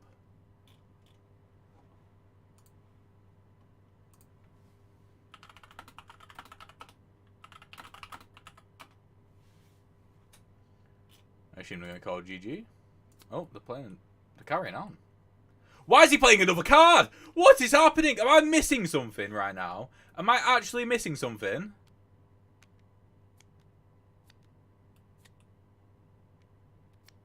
He's twisting my melon on purpose here. He's doing it just to make my blood pressure skyrocket. What is... Oh, wait, no, sir. Fucking rotates him. Yeah, no worries. It's not over. It's not over. But now it is. Okay, now, again, Electrode was right. I was wrong. I was an nincompoop. I didn't see they rotated him. There we go, GG. Fucking hell, no worry. Can't believe it. I was almost about to type GG, question mark, but I didn't. Oh my god. Right, let's go. Oh god. That was such an... I can't believe you won that, honestly. Holy hell! It looked like you were going to lose it pretty much the entire game. It did, yeah. Facing down Calico Neptune is like facing down a behemoth. Yeah. It really is. When Fabrain backed up into the corner as well, I'm like, oh no, this is it. But no, he managed to win. That was insane. I pulled it off. He did. Right, okay, so you're now into the finals where you'll be facing Eve. Well, we need to find out who wins out of Six and Draconis. Then for Brain, you will be facing the winner of that game, so between Six and Draconis. So you still have a chance to get into the finals. But Electrode, you can finally take a bit of a break, which I'm sure you're happy about. Damn, I think this is your first finals as well, isn't it? It is, strangely enough, yeah. Yeah. That's crazy. Anyway, wow. Right. Good game, fellas. Good game. And yeah, I'll see you both later at some point. See ya. Yeah, see you later. See ya. Right, so there we are. We're probably going to take a bit of a break now because Six and Draconis are still playing. Let me get this up. Electrode. Mercury beats Fabrain, Cal and Nep. Yep, there we go. Yes, so fucking hell. Oh, I can't believe that this has been such an insane tournament. Electrode's gone far further than he's ever gone before, and he's been someone who's been competing since the very, very, very first tournament. It is actually insane. We won't be able to see the updated bracket as of yet, I don't think, unless it's been updated. It hasn't yet, but yeah, you can see the journeys Electro's been on. Facing 6, won that. Facing Draconis and won that. I think it's just been updated with Electrode with 3 wins now. So if we update this, we should get a new update with the brackets, I imagine.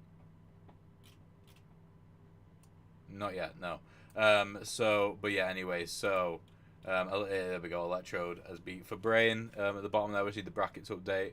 But yeah, so it's been a crazy tournament so far. Draconis, there we go, it's updated now. Draconis in the losers bracket. Father of Greg already out. 6 is still fighting Draconis right now in the losers bracket, and they'll be facing for Brain. And then whoever wins that will be facing Electrode in the finals. And just a reminder as well, the finals are a best out of 3. And then if the player from the losers bracket wins the first best out of 3, the whole bracket resets and they play the best of 3 again to determine the winner. Hot damn! This is crazy. Anyway, so we're going to take a little bit of a break now. We'll be back shortly. See ya soon.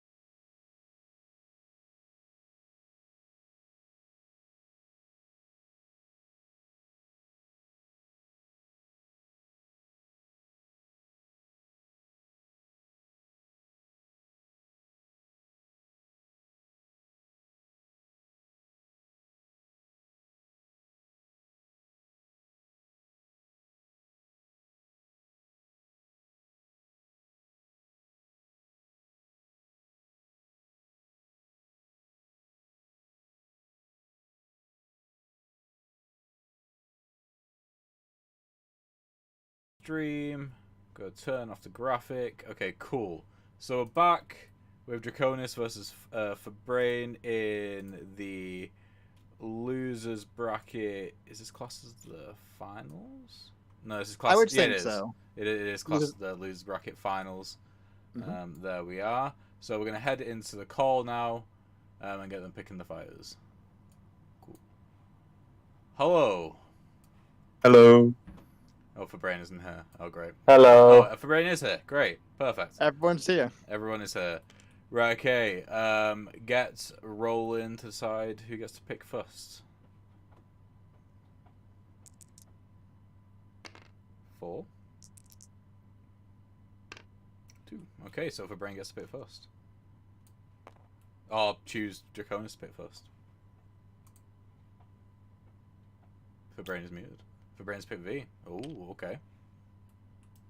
Gee, I wonder what I'll choose. V Who versus knows? Dancer. Interesting. I don't know if we've ever seen this before.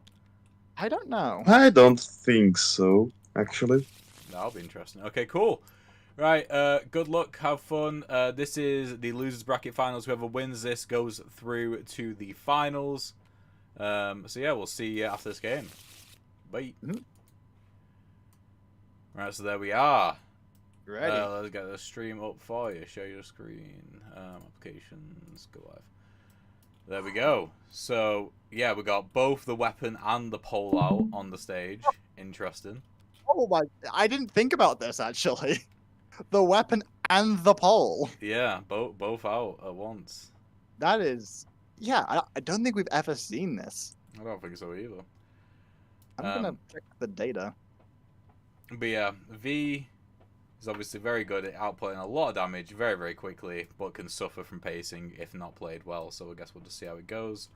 Launch is starting off by threatening, immediately doing some damage by throwing the weapon out, or just either hitting them straight away, or just putting the weapon down.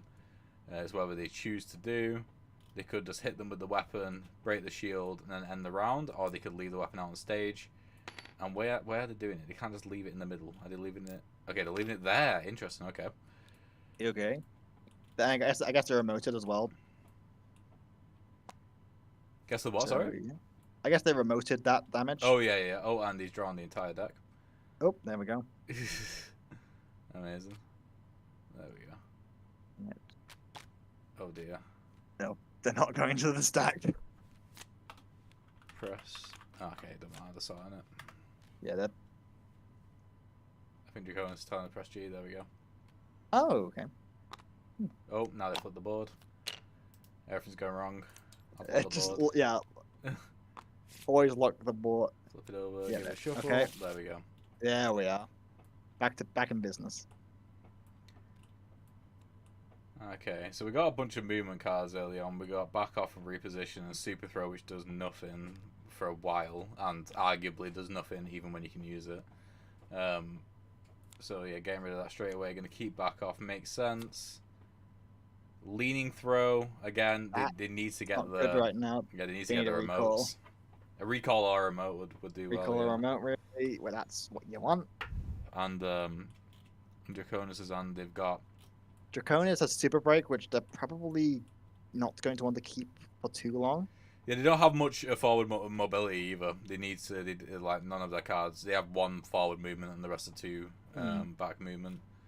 I think Draconis might try and like hold on to that super. What was it called? Super Super break. break for as long as they can. See where it goes before eventually burning it. Yeah, you don't want to use your burns too early. Definitely not. Yeah. Though Dancer does have one burn recovery, which is Okay, like, they are using back off, which could be much needed movement later down the Yeah, line, and they've yeah. also just shown it to yeah. Draconis. Okay, Draconis is burning super break. Why was he flipping them? I don't know. I'm breaking. And Okay. Oh, down rock and Owl lead. Our lead does give him some more forward Yeah? movement, which he needs. Yeah, I Down think- rock is Oh, probably going to be forced to be played here unless he burns I think again. so. Yeah, he's not There going to we want go. to burn again. So yeah, Oh, maybe. Okay, can- maybe for Brain here is going for a rotate and then move a total of 3 backwards in order to pick up their shield. But then that'll put them right in the way of Killer Dance. But they will have gained enough meter to gain a shield. Very true. So they should be fine. Yeah, getting a shield with Getting a shield? meter. Are they Am I- getting shield meter? Yeah, Okay, yeah, yeah, they there are. you go. Okay, cool. Or they, because like both their mods also allowed them to do that. Yeah, they wouldn't have been able to have enough movement though if they used the mod. Yeah, no, very true. So Draconis is probably just gonna break the shield forward one, Move Then- one and rotate. rotate. Okay. They're hoping for some downrock damage, I think. Then with our lead, I imagine they gain that shield. Yep. Both fighters gain a shield on the second step of the meter track. Now they're moving one forward and then probably rotating again. No, probably just using the spin but doing nothing. Yeah, true.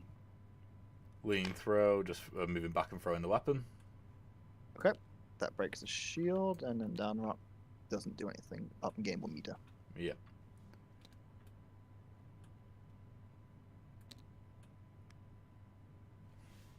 I'll make sure to mention that. Yeah, because I feel like people don't always realize that. I mean, I didn't realize it for quite a while. Yeah. That like cards that don't go off still gain new meter. Yeah, yeah. Like, Vera's herd mentality. I was like, oh, this is nothing for me. But like you have intended to sort of play it to just gain meter. Yeah, literally. I mean, Sometimes. that is the rule. The cards are read and activated top down. Yes. So yeah, meter is higher than the mod, so they do go off first. Okay, mixing's being played here. Not really much you can do here because the pull into a back attack won't really do anything. No, it won't. Unfortunately, it's not going to do any damage. It's just going to be there. V's using And the I guess- second burn here, so potentially find a remote. Don't put it in there. Oh, why? Yeah, I think those were 2 cards which did burn, I imagine. Were they? yeah. Those are the 2 cards, I think. Yeah, they were, because, yeah, it was back off. I was getting confused. Oh, here we go. Scrap up. Scrap up. Scrap up's a great Finally card. getting that back.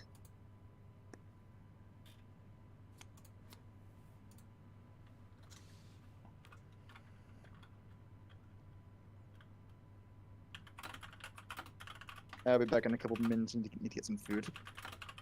No worries.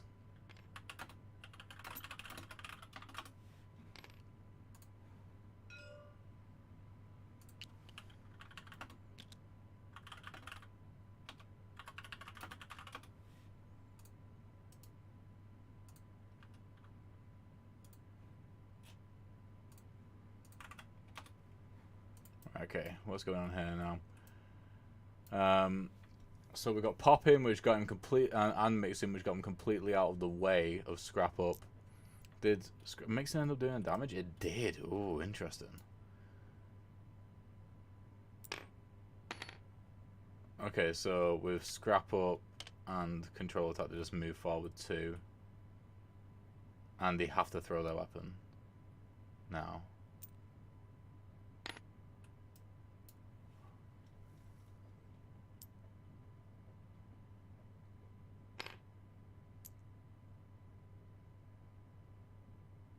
Okay, no, choosing to rotate with Control Attack. Fair enough.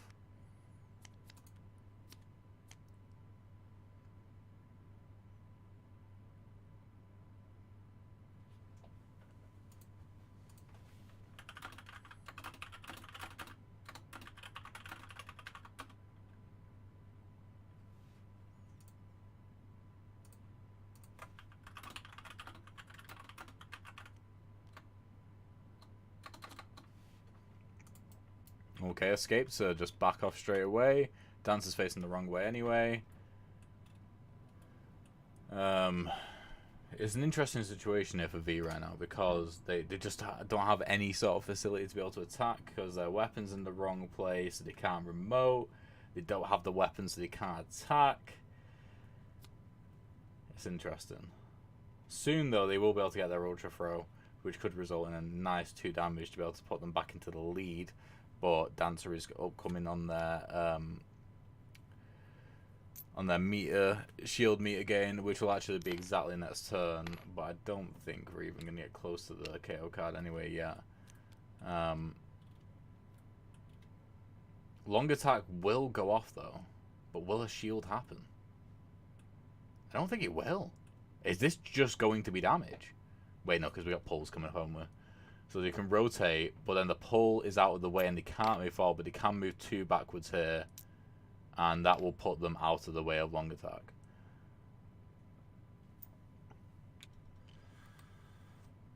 Okay, long attack can be thrown.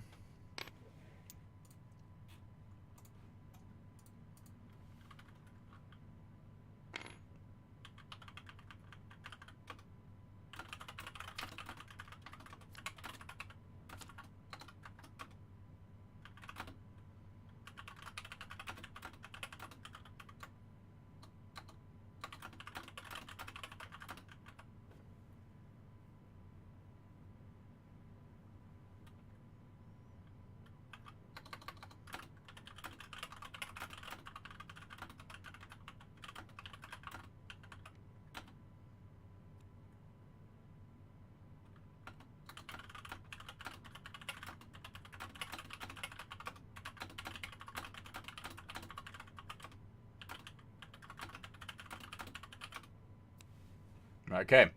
Oh, remote is going off. That surely should be a... Oh, no, it won't be a damage. Because literally stepping will just get them exactly out of the way. It's not going well for V right now. That's the thing. Dance doesn't have that much movement at all, but they do have just enough, like, you know, what's the word? Like, footsie movement, early initiative to just avoid stuff. But style is coming out. But that's just going to be another miss, surely. They really needed a recall there, but they're not going to get one. They really need to get this burn token back as well. They're just choosing to rotate. Wait, what? They're just choosing to rotate. When they could have avoided both damage there, but they're just going to take 1. Interesting. Why would they do that? Maybe it's setting up for engage. I think it is. But then again, they can move 1 backwards, so they're not going to be able to get it. I think that was just a misplay from Draconis there. They could have easily... just not taking any damage there.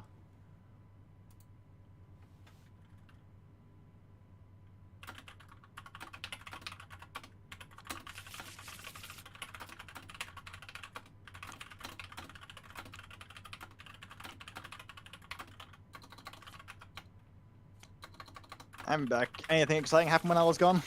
The only thing that's happened really is Draconis took a damage when he didn't have to, from what I could tell anyway. Basically, he could have just stood 1 space out of the remote area and missed both, but he chose to use the mod to rotate and then shield instead, but stay within range. And he had 2, and Fabrain had 2 remotes. So I'm not sure whether that was it was just desperate to rotate. That could have been the reason, or it could have been just genuinely a misplay. Could have been a misplay. Not sure, so.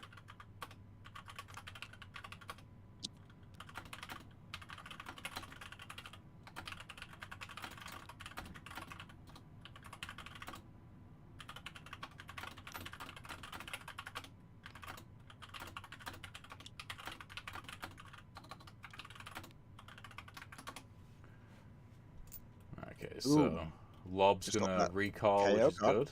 Who got that KO card, sorry? Draconis just got that KO card. Oh, and V's got hers as well, but that is at the bottom of an 11 card deck. Oh, Not no. a 12 card deck. Oh, you hate to see that.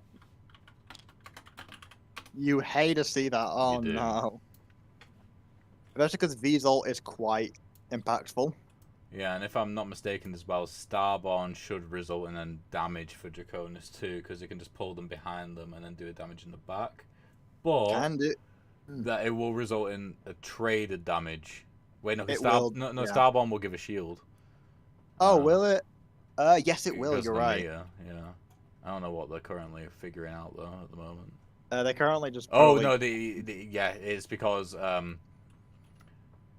Fabrain still has to throw the shield unless they chose. No. If they chose to attack first and then recall. Yeah. Oh, so they pulled themselves towards the shield. Oh shit, they're gonna do 2 damage. So Oh yeah, damn. didn't even see that. Yeah. Damn. Pulled themselves towards the shield and then did the damage in the back. And V can do literally nothing apart from rotate. But they shouldn't really have done that because they've got spin attack in hand, which could have resulted in a damage. Oh, I mean, to be fair, it still can because it's got mixed up, so it should be fine. True. Yeah. True. They can just do that. It'll be fine either way. I'm not sure if they're aware of the edge of stage rule with ranged weapons, though. I don't know. Oh. Remote's But good if as well. Spin attack super and remote. throw- Spin attack and Super remote. throwers- Super throw is there, but spin attack and remote, that can do. Oh god, spin can- attack and. Oh, but no, isn't it? You'd have to use remote first. Yeah, because you'll have to rotate the Then spin attack. spin attack. That could deal 3 damage. Yeah. Ultra breaks out. Ultra break. Okay. So yeah, the first things first, they need to avoid this, which is just straight up 2 damage. They need to be able to have a shield. It's gonna.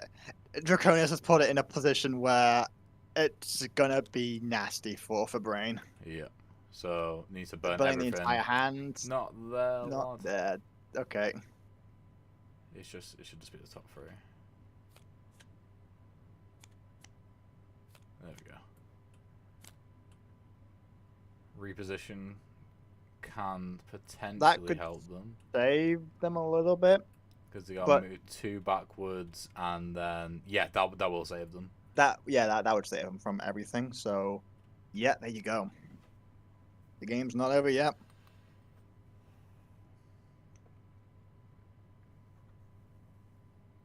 That's the thing. Ultra breaks is surprising, even though there's all the mix-ups and there's so many abilities. It's surprisingly situational because you have to be facing the right way, otherwise everything breaks down. Yes, definitely. Wait, just chose the shield. What? I think they just chose the shield and now it's GG. Okay. What? All right. Okay. Oh, that's one way to do it. Fair enough. Oh wow. Okay. Right. Let's head into the chat then. I suppose. Wow. It was fun. What happened there? Yeah, that was insane. I can still play Dancer. Yay. Congrats, bro. Oh, Some confidence restored.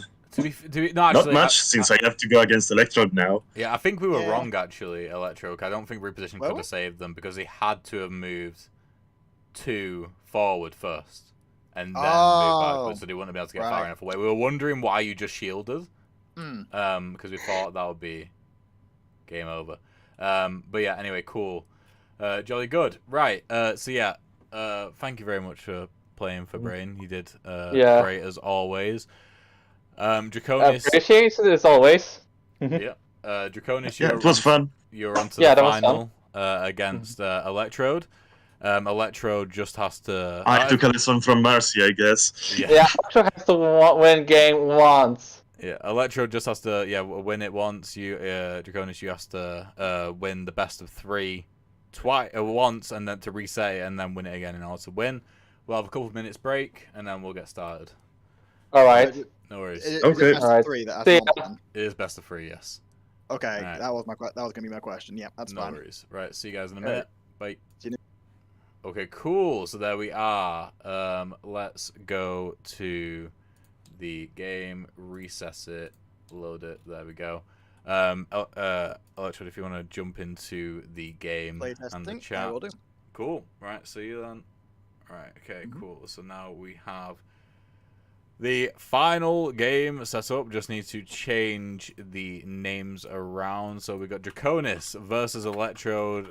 Unless my brain is turning to mush. Save as game 5.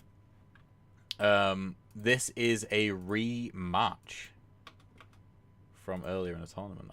I'm almost certain it is. Let's go to properties, change this to that. Boom. clap. I'm in my mum's car. There we go. Right, okay. Electrode is now in.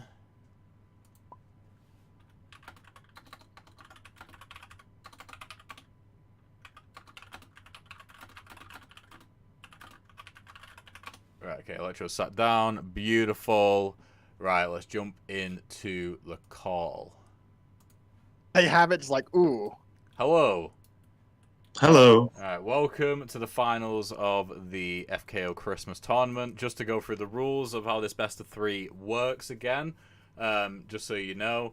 Yeah, so better standard best of 3 rules, you have to win 2 games in order to win. Draconis, as you're coming through the losers bracket, you need to win the first best of 3, and then you'll need to win the second one in order to win everything. Electrode, you just have to win it one time, as in the best of 3 one time. When it comes to picking fighters, we start as usual where we roll dice to determine who picks first. However, if you win as a fighter, you have to stay on that fighter for the second game in the best of 3 and like the third game as well if you win that. If you lose, you do have the opportunity to change fighter. Pretty sure that's everything. If you want to start rolling, we can get this started. Go ahead, Electrode. Since you're on a roll. 4th one. Oh, it's a 4. Let's go.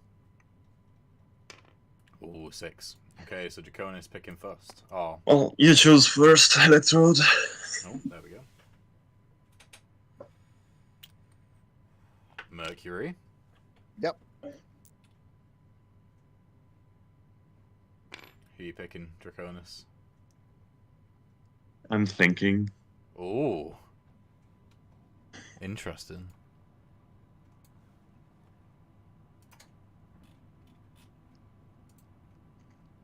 Yeah, let's go with Kalenep. Ooh, changing it up. Okay. I like literally it. was just like. I mean, it was my I first pick in the I was first hoping that they tournament. wouldn't come to this.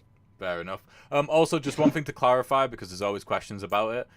The leader alternates between rounds, between games, no matter who wins and who picks. So, because Draconis will be leader at the start, that means second game, Electrode will be the leader.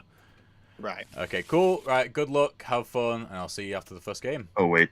Alright, Whoops. yep, first game. Right, so there we are. We are into the final. Draconis doing a madness and just picking Kalenep out of nowhere. Like a crazy guy. He's been maining Dancer for like the past, I don't know, 20 competitive games he's played. So he's played 25 competitive games. I'm pretty sure Kalenep was played for like his first couple of games, but since then he hasn't really played many. He has the second highest win rate as a fatal knockout player. Oh my god, he started already. He started strong quickly. I'm not even ready for this. By choosing, so he's got the second highest win rate, only beaten by a fella called Mr. Yo-Yo, which anybody who watches Fatal Knockout would never seen before, because it was in the Fatal Knockout League, which wasn't broadcasted.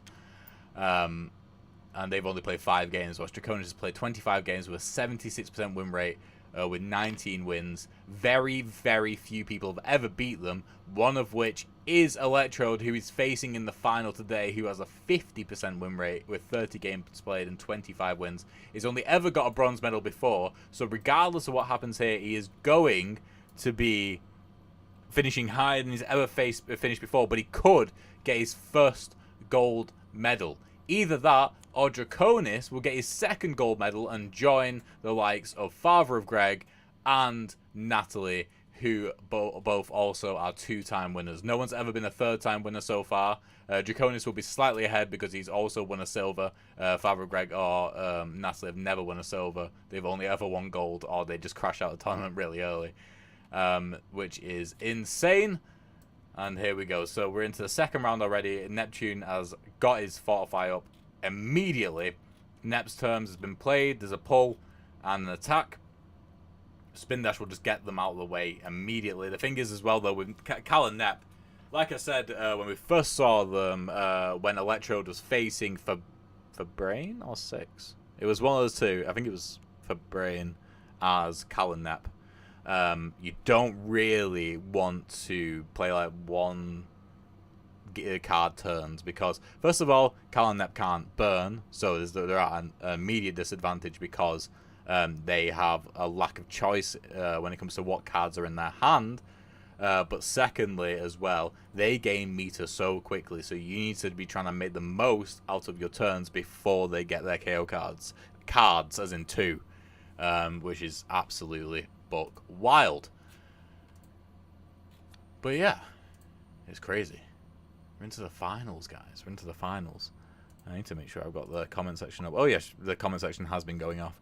I haven't seen this. Draconis, did I play Callanep in the league against Father of Greg? Oh, sorry, Draconis did play Callanep in the league against Father of Greg. Oh, I didn't notice that. Well, they played against Father of Greg, probably playing Bossman, weren't they? I imagine. So we got Spin Dash, Nautic Thunder, Mix Kick, and Nep's terms. Trying to figure out what the hell is going to go on here if we have a look. So Spin Dash will get them out of the way of Nautic Thunder, which is good. Then Mix Kick can go in and do damage, but they're not going to be able to get to the other side of Nep, so it is going to be a trade if they choose to trade. It's just whether or not they do that. That's the thing with the knockback as well. Oh, they're just moving backwards. They're just moving backwards. If anything, yeah, Mix Kick. At that point now, the trading is completely off the table.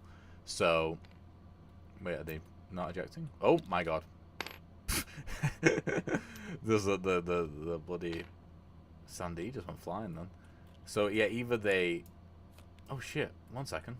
Oh yeah, they're interrupting. Everything's changed. Okay, but I assume they won't. They're gonna go in. No, no, no! Surely not. Surely not. Surely they're not going to go... Because they can just fortify again. Oh, wait, no. Okay, I see what's going on here. Oh, no, but they're going to take 2 damage. Why would they do that? They just traded 1 damage for 2. And it's not even Cal damage, it's Nep damage. And at that point... as well. Oh, my God. There's going to be a fortify up, but he can't rotate at least.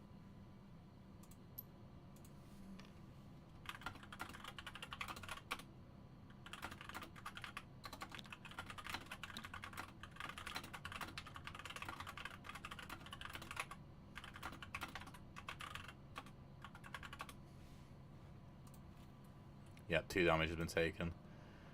Nep's turns won't go off, but another fortify will come up. It's just that Nep can't really rotate unless they eject at least. So they will have to eject first and then rotate, which does give the potential opportunity for Mercury to do some damage. So there is some strategy in trading 2 damage for 1 against just Nep. Eject lets me put any orientation. That is true, actually. They can just eject into any orientation they want. Which is terrifying.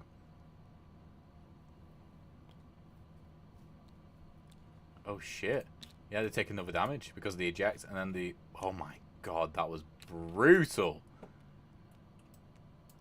Yeah, that was... I don't think you can sugarcoat that in any way. That was just a misplay there from... Electrode there. I don't see... oh, he shouldn't have drawn Calico cards. Should have just kept drawing Neptune cards and just finished them off with the melee damage. You're going to have to back off to do damage here.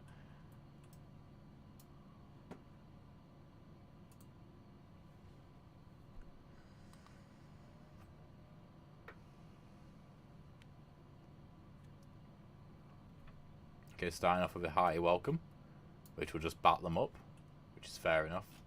Honestly, I do not see... yeah, Callanep can rotate from just ejecting. Never mind, they fixed it. Oh, right, sorry. Yeah, honestly, I don't see a way Electro can come back from this. I mean, I've said it before this tourney, in that a couple of times with Electrode where I'm like, Electrode's not going to win here. I didn't think he would win the last time I played Callanep, but he did. But in this particular instance, it's like, how is it even possible? But then again, with Cal and Nep, it's always such a close game when Cal is out. If you can get behind and do that damage, then that's it, you know. That's you know, it's one of those.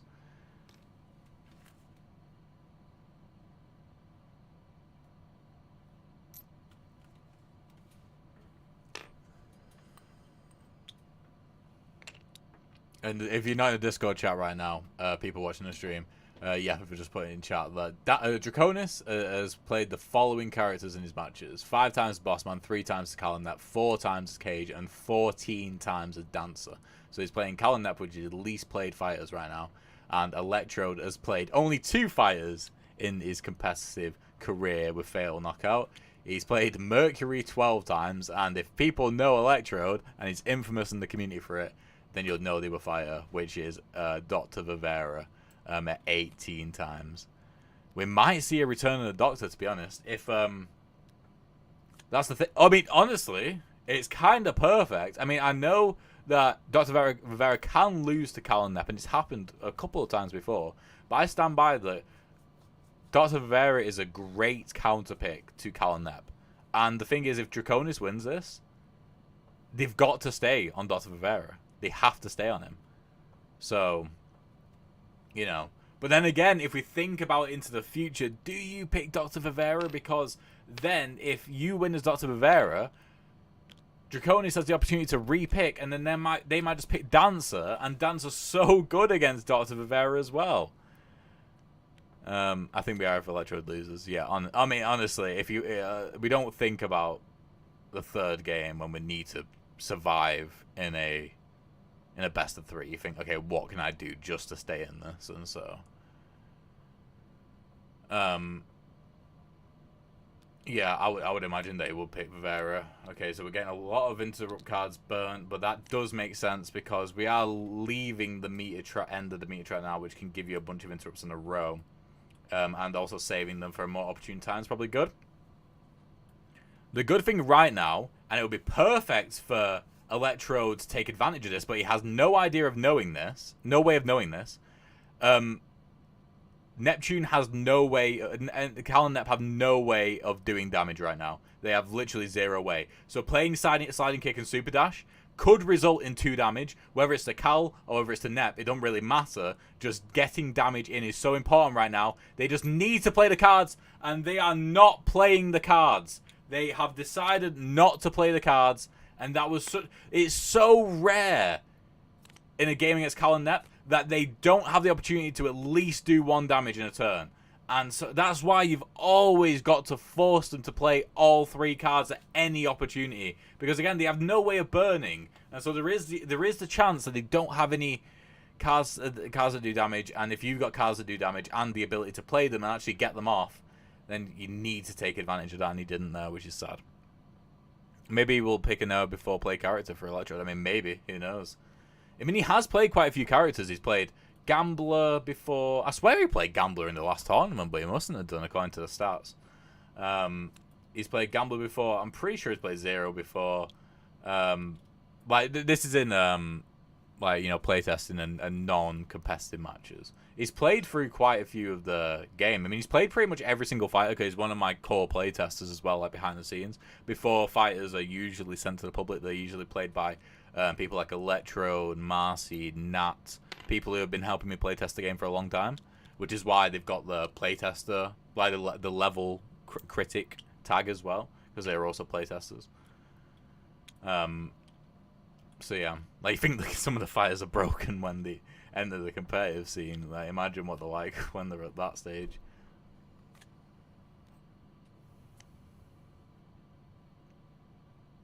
Okay, what's going to happen here now? Getting close to the KO card at least. But they have, Cal and Nep have managed to make their way into the back of the corner. Back of the corner, into the corner with their back to it.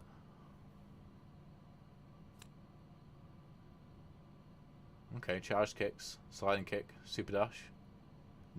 None of the cards give them meter, and but they do draw 3 next, so they can afford to play all 3 of these cards if they are forced to. No, it's their initiative anyway. Can't believe they're holding on to super dash for so long. I think they are just waiting for Cal to show a back, but that's the thing. Like, 2 rounds ago, Cal was showing their back, and like I said before, Electro couldn't see what was in Draconis' hand, of course. But if they just played all their cards, they could have really took advantage and really made Draconis start to sweat. Because I reckon they could have easily done at least 1 damage to Cal. I think only 1 damage to Cal, to be fair. But they could have done 1 damage to Nep, and more importantly, 1 damage to Cal. And they could have gotten behind them and made it so that they would have to play Cal cards to rotate. And the problem with playing Cal cards is that they can't do melee damage apart from 1 of their cards. So again, you're safe being up close and personal. Assuming that Draconis will want to rotate as quickly as possible. But yeah, it's definitely something. This game, what's going on right now? Ooh, super kick. But again, he's got his back to the wall. He's got his back to the wall.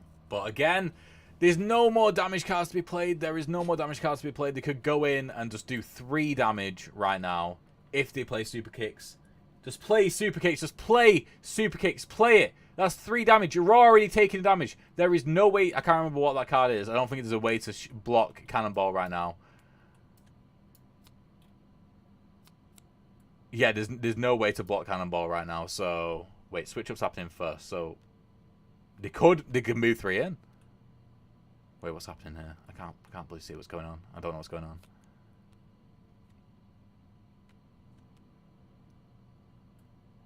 Okay. So switch up. Oh, switch up. Oh, that's why they play switch up. They can move 3 in and push and do an instant damage to Cal. Holy shit, this is insane. Cal takes the damage. Get that damage on the board right now. Oh my, I could not. I can't believe I'm saying this, but Electrode has a chance. They have a chance.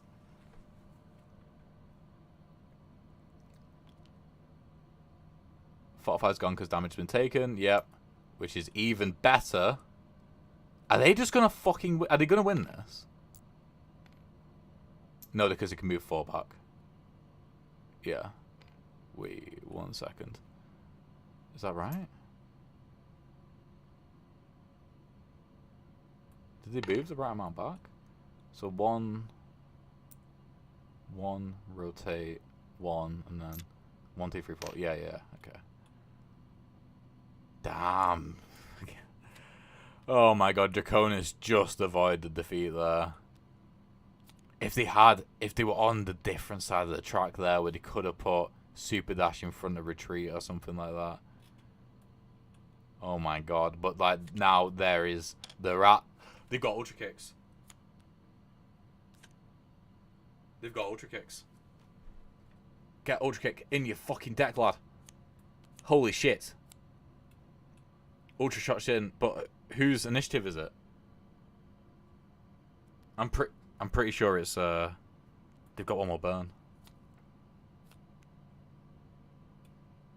Oh, but they got high. You're welcome. Oh no. Draconis might just be able to survive this, which is crazy because it's not. I shouldn't be saying Draconis can just survive this. What I should be saying is that Electrode is somehow still in it. I am very excited because any game with Cal and Nep is just insanely exciting because it's a boss battle essentially every single time because of the health pool. And because like there's that opportunity at any point, yeah, you need to burn immediately and get step up.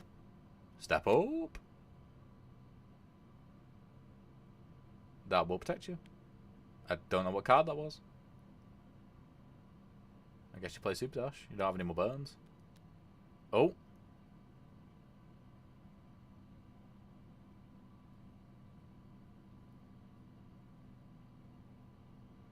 I'd play Retaliate. To be fair, though, should have seen the match with me and Greg. That was fun.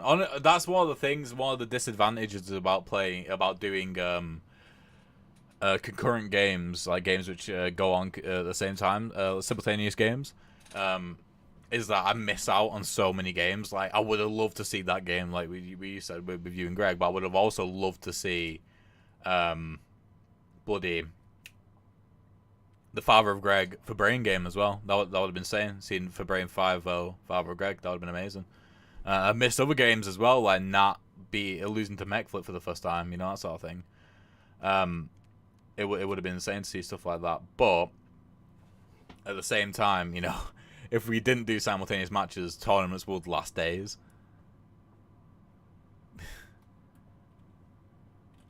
But yeah, like, this is the thing. That's the what's most I forced him to into a lose-lose situation. Yeah, that's not a type of situation you want to be in, really, is it? There's only so much you can see that's true.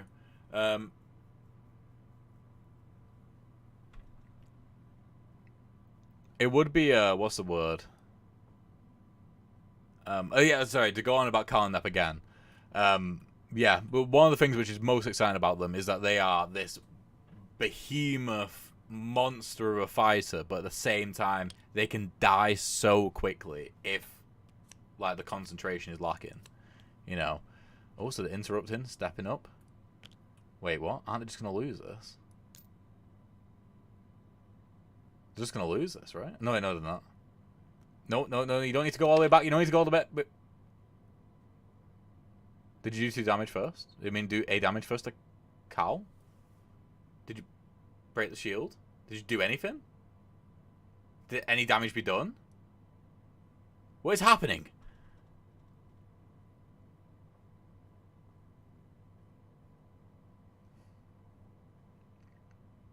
I'm confused.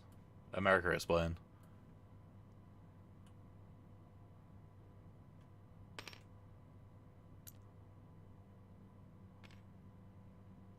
This game's gonna last forever. How was no damage done to Nep then? I have no idea.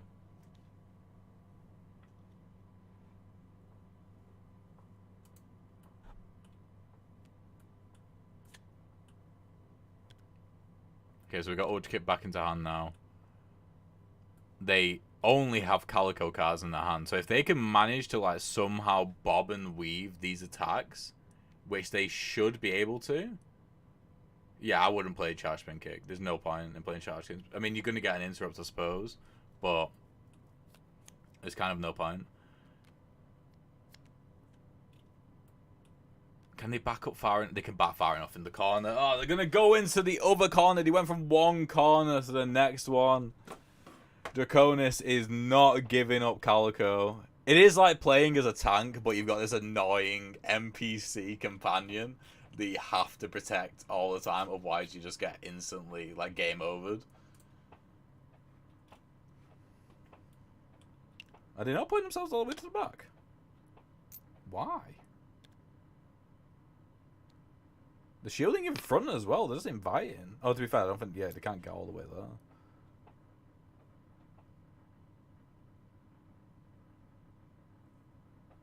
And this is why I lost the Cal. Yeah, Cal can be frustrating at times. Oh, they are positioning themselves right behind, though. I assume he's going to instantly draw Neptune cards just to finish him off. Nope, more Calico cards. That's the thing, Calico primarily moves backwards, which means that he can't move backwards at all. I mean, we can't move at all in this situation. Literally, they have 0 movement right now. I mean, they can retreat, which is a rotate and then move 3 backwards. But with Charge, Spin Kick, and Mix Kick, they can catch up to them. It's a 6. I mean, either way, I think, yeah, Draconis is just going to end it right here, right now.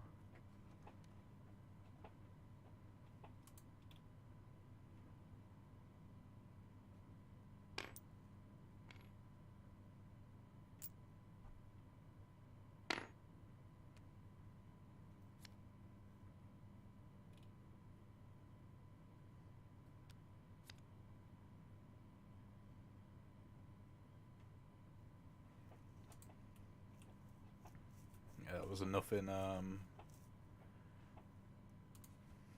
was a nothing round that.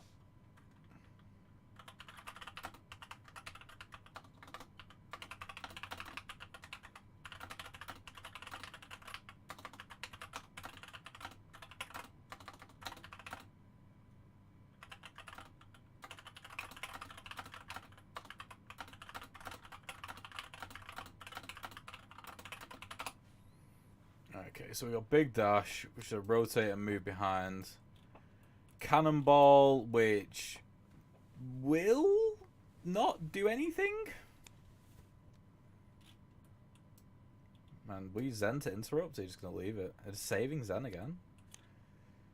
Ooh, sheesh. Pop shot. Pot shot, yeah. Pot shot with no shield. And they can run away. I think this is bad news for...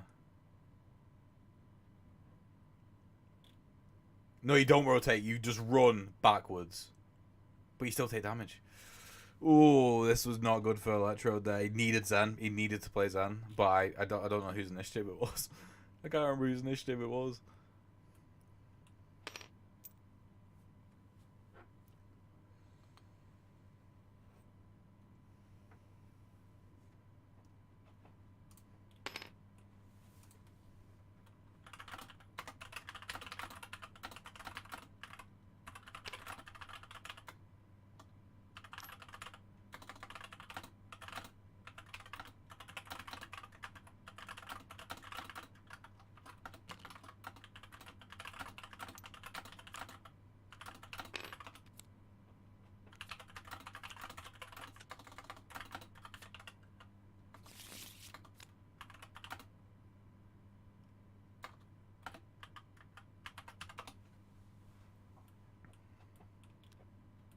No, so we got Zen, spin move, and switch up now.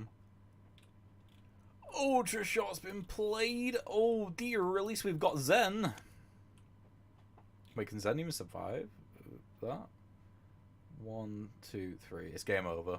It's GG. Because they can just move back as well and do it. Such a GG.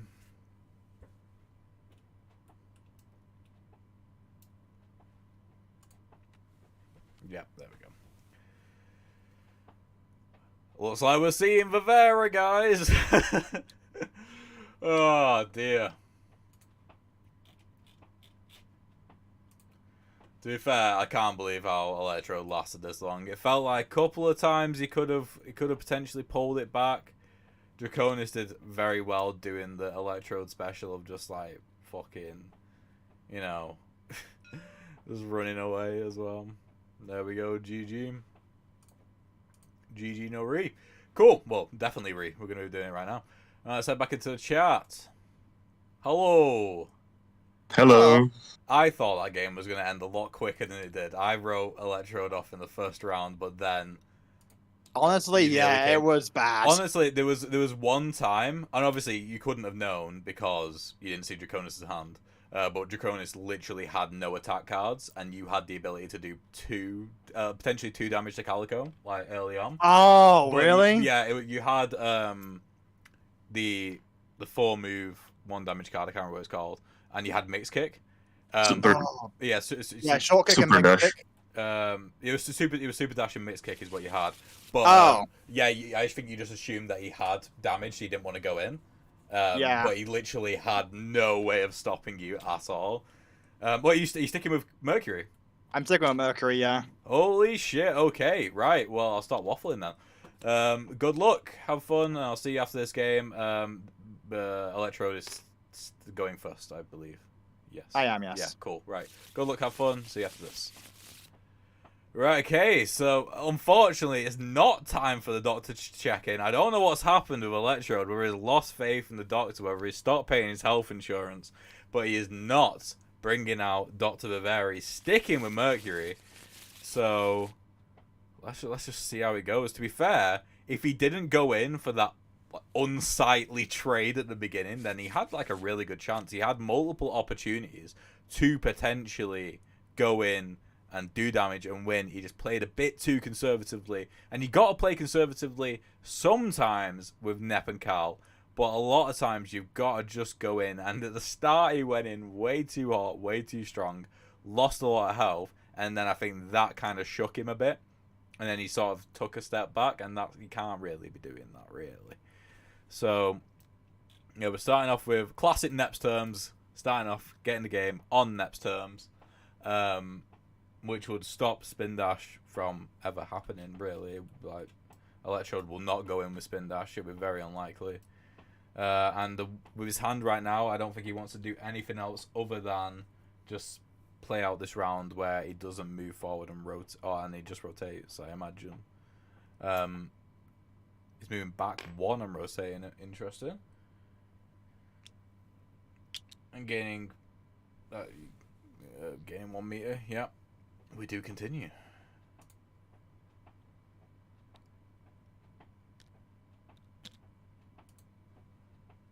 That's the thing. His hand right now. So we, I think it was off stream when me and Electro were talking. It was in between like sort of the relatively big break in between the winners bracket finals and the losers bracket finals because we're waiting for the losers bracket semi-finals to end. But whilst we were talking, he said that what he wants to try and do is with Mercury as much as possible is avoid burning. He'd rather just have nothing turns where he doesn't do anything, or just play cards where he knows they won't work out, but he's still safe. He doesn't want to burn for tempo or burn for aggression. So I think that's why we're not going to see many burns for like a Zen, which don't really do anything right now. Oh! Well, bugger me! Guess I'm wrong. He's burning straight away. I waffled on a lot about that, and it didn't even matter. It's burning straight away. But like, what? I mean, I guess he's just going for aggression now. We've unleashed the beast inside of Electrode. Like, I want to watch us play something else right now, but I can't look away. I mean, you can't really peel your eyes off this match right now. It's such an insane one because we got this like giant of a figure in the FKO community, which is Draconis, because he's the highest rated player.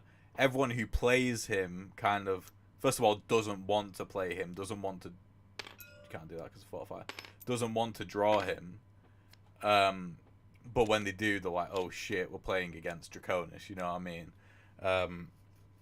So the fact that Electro's already beat him, and already beat him when he was playing Dancer as well, when Draconis was playing Dancer, like, Draconis's best fighter by far, like he's got the highest win rate I think with Draconis, with Dancer. I might be wrong there. He's definitely played them the most, and he's responsible for their high win rate. But yeah, the fact that Electro's done that and he's seeming to like hold his own quite well against Draconis, it's one of those where I'm like, I can't look away. I mean, I can't, I literally can't. I'm casting it, but I also don't want to look away. Okay, so we got Dash. Oh, he's not getting the best hands. He's getting a lot of cards in like clumps. Dancer right now is hard to counter. Yes and no. Is once you understand kind of what their weaknesses are, and they do have a few, like many weaknesses, then picking characters which are strong at exploiting that isn't too difficult. So, for example, I think Mercury is very good against Dancer, which I think is why Electrode won against Dancer. Dancer's main weakness is the fact that she has very few rotates, and her movement is incredibly linear. It's usually either just move forward or move backwards. All her pole movement, which is the vast majority of her movement, is move forwards, and all of her non-pole movement is pretty much just move backwards. So having Mercury force you to rotate constantly by moving in and around you all the time is very difficult to compete against. I think Surge as well is good for that reason, like almost better than Mercury for that reason. But yeah, Mercury's very good for that. And the second thing as well is that, like I mentioned before, about their pole movement, they don't have many non-pole attacks either. A lot of their gameplay is like almost fully centered around the pole. So, and the thing is, the pole is inherently like V staff as well. V staff is only good if you can't react to it in time, or you are playing a fighter like Bossman, like Cage, that do not have the facilities to react even within a couple of turns. It's the same with Dancer's pole. It's telegraphed. All her major movement and all her major sort of engagement resources is completely telegraphed, you know, and that's something which is I mean, like, it's such a weakness. Okay, so we got damage done here with charge spin kick. How was I saying? yeah, like she has major weaknesses where a lot of other fighters don't have them. Like a lot of other fighters. Oh, okay. So we've got damage has been done with a knockback here, and then we got Nordic Thunder coming out where we do eject, we do get Calico out, and I think this is where the Calico cards are gonna come in now. But yeah, a lot of other fighters they don't have that movement weakness. Even characters like Vivera, you know, they can still move about quite a bit, and they can move multiple fighters about. Axel doesn't have the best movement, but can move. Same with Spurs, Zero. Gambler can move quite a bit, not a massive amount. Bossman and Cage, like, at least they have, like, consistent control over their movement. Like, if you throw the pole and you have to rotate, or you rotate by accident, or you're out of range of the pole, then you just can't move. Like, that's actions on your card which you cannot use. But yeah, Zero comes close, in terms of what, sorry? I said a lot of things, and I don't know how delayed it is. Okay, so we've got Retaliate, which cannot hit. Big Dash comes after. But there's no damage going on the board. So I would just get the KO card, which is going to be Calico's KO card. Which I assume you're going to put in, I imagine. Oh no, putting Ultra Pillaging. Interesting, okay. Lack of rotates, need to burn to rotate most of the time. Yes, that is true. Zero is very, very linear. The good thing about Zero, though, is that you do have a lot of ways to move, and you can, like, sort of, like...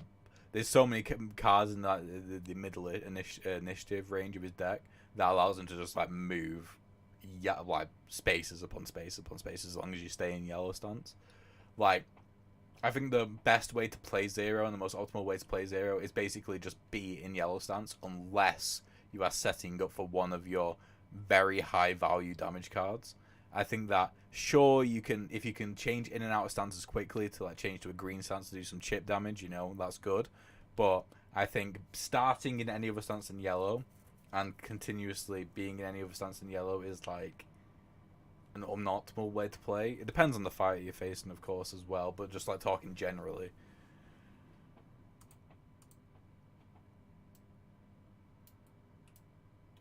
Speaking of Zero, I can help but feel his range attacks area is kind of useless. His fastest range attacks only go to 3 spaces, and all 4 range attacks needed damage and are super low.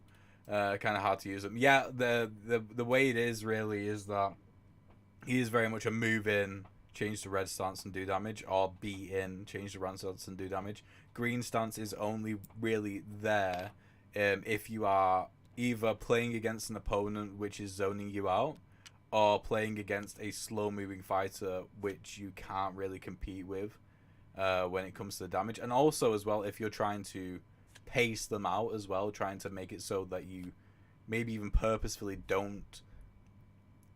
aren't able to play your 2 damage restriction cards early, and you just pocket them, and then when you should take 2 damage, you use them. Then, at that point, the range attacks can be more useful. It's like with anything in the game. Like with Dancer, her spin move is so uncommonly used, yet it does have its use. Like, there are times when you can use it, and it's more of an issue with Zero because green stance is like one of his 3 stances is marketed, air quotes, as like the main part of his kit, like one of the main parts of his kit, so that when it doesn't work, you know, often, or it's not as useful as the other 2 things, and you know, it's like one of those. But then you could look at it the same as Spur, where the white bullets aren't super useful, their yellow bullets aren't super useful as well, but then again, that is more RNG.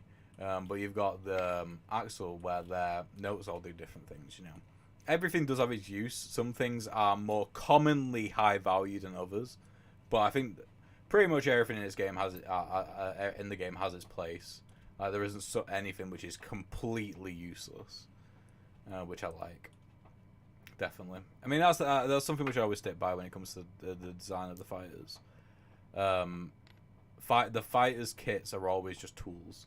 Like, they're always just like an amalgamation of tools which you can use in different orders, in different ways, depending on different scenarios. And it's up to you how you use them, and the values for the most part dynamic with the situations. That's pretty much it, really. I've just waffled on about designing the game for ages. I haven't even been bloody casted. Not much has happened, really, though. Electrode has taken another damage, which is good. We do have Ultra Pillage going out, though, which I'm pretty sure is just going to be... it's not going to be guaranteed 2 damage, because we literally got Zen, Step Up, and Dash, which is actually insane. Though, playing those 3 cards, even though they're low value to be played separately, I think, yeah, just get rid of Dash, get rid of Step Up, keep Zen. 2 more. Charge Kick, Super Dash, interesting. Super Dash could be useful here. Yeah, so Zen, just playing Zen and Super Dash could be useful.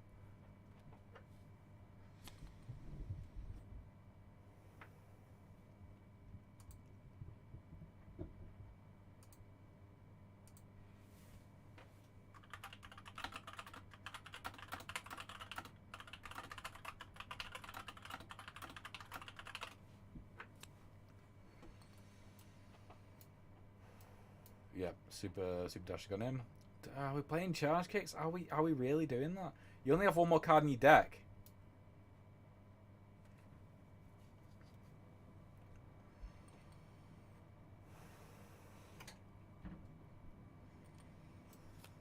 We're playing it, lads. We're going in.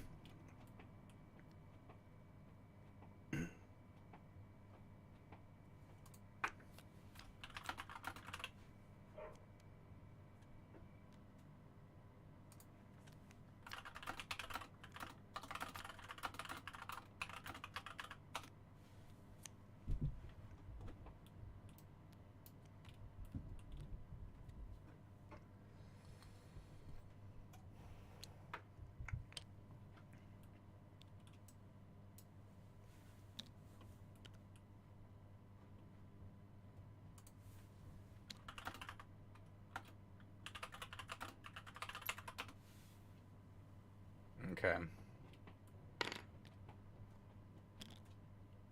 Okay, so no interrupt. Instead... Ooh. No, the Charge Kick still doesn't have any value. Super Kicks could. If... Yeah, if... Charge Kicks... Oh, okay, right, no, this is good. Because Charge Kicks, if they can get behind... Cal and Nap, then they can... Where are you going? Oh, wait, what? What's going on?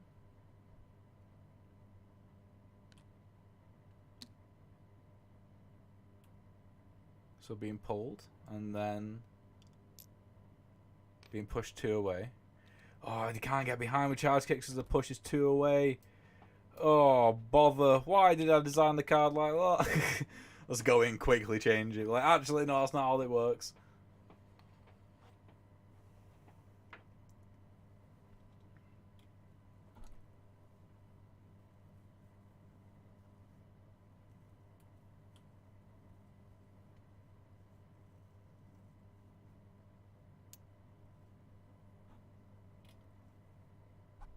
Okay.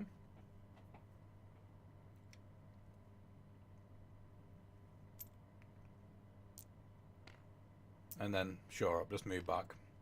Fortify, and let's keep moving back. These Super Kicks will do another damage to Nep. I mean, the fact that it's going to be 3-1 is good. There is another KO card in for Calico now, but it is 5 cards deep at least. And the good thing is that at least...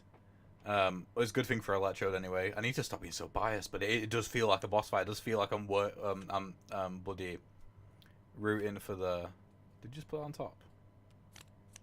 No, you didn't.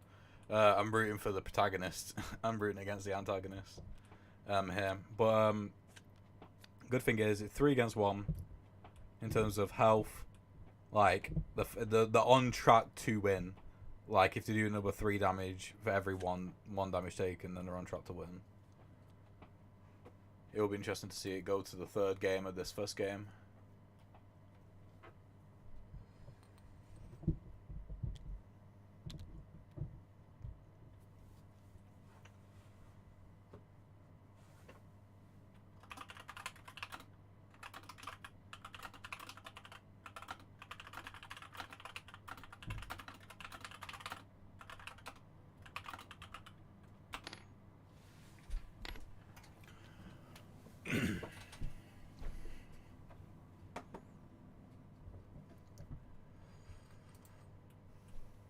Does shielding and taking the damage? I mean it does play out the short kick and it does force the interrupt and oh wait 1 second. Oh, they do get the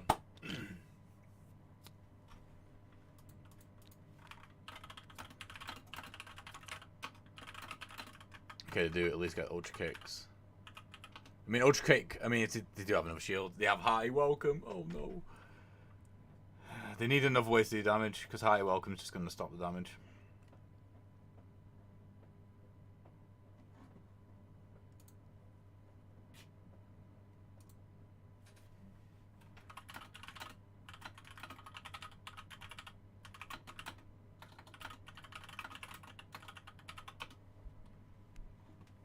Ultra kick's going out, hearty welcome's going to be next, so they need some way of doing another damage. They need to play an interrupt card. Is it even worth burning here to potentially get value out of ultra kick? Like burning dash so they can hot damn. Holy shit. Wait, why did they move forward? Oh, they just ended it there. Okay. Interesting. I was going to say, I mean, I don't think it would be worth it for them to burn just to try and get a card which would be low enough initiative to be able to be interrupted before Ultra Kicks to be able to do the damage, and then so they can do 2 damage to Nep. He knows it might have been, but they do only have 1 burn left, and they will need it for Step Up or Sliding Kick, you know. Literally just play Step Up, literally.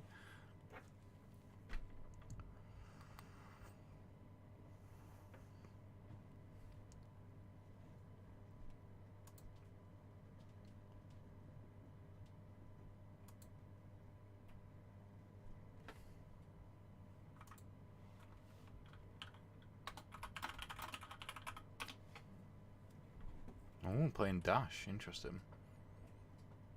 I mean, that will just give him a shield as well. 2 meters, so they don't have to waste an interrupt. Though... no, I'm just going to end it there. Yeah, makes sense. Yeah, there we go. Gone through the meter track twice now and only taken 1 damage. Classic Electrode.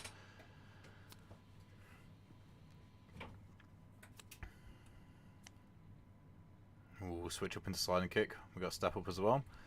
Ultra Shot can protect again. So 1 shot won't do anything. Ultra Shot can be protected from Step Up. And then we have Pot Shot, which might just have to be eaten. But then again, no, if you're already there with Switch Up and Sliding Kick, then they can't do the damage.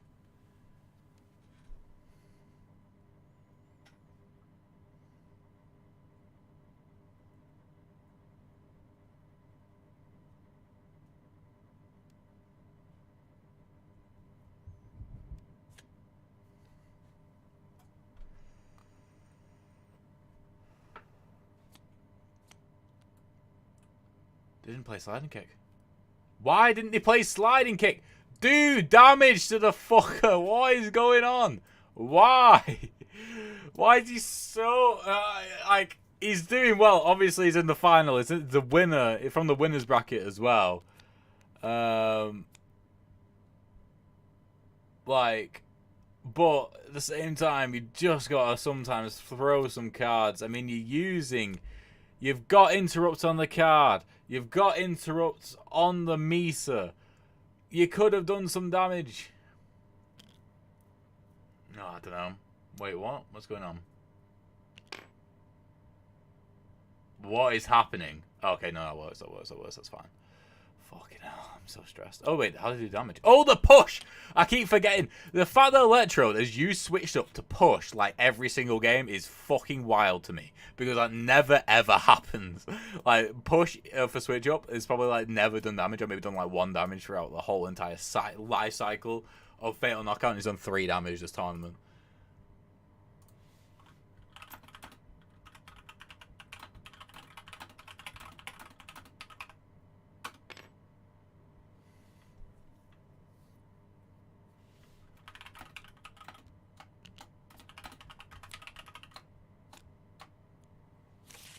Okay, so it did damage to Cal. I mean, again, I need to remember that I'm not on the same wavelength as Electro, clearly. I've said this a few times now during the stream. I'm not on the same wavelength. I'm shouting and bawling at him, and then 2 seconds later, he's like, oh yeah, no, I am actually the Don. They've got fucking High Welcome again. They've got High Welcome. It's just such a good card. And Ignite as well. They've just got protection for days.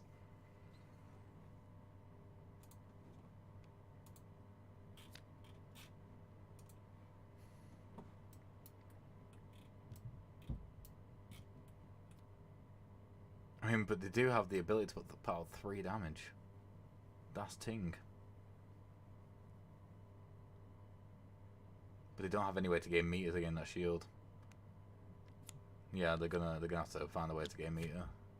There we go. There we go. Let's play all those cards. Play them all. Get them all played. Get them all going. Do it.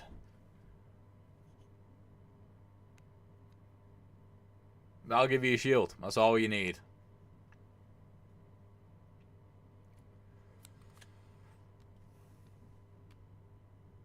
I forgot that. Oh, we got spin move at least. Thank God. Yeah, I forgot that it was Thingy's initiative. Draconus's.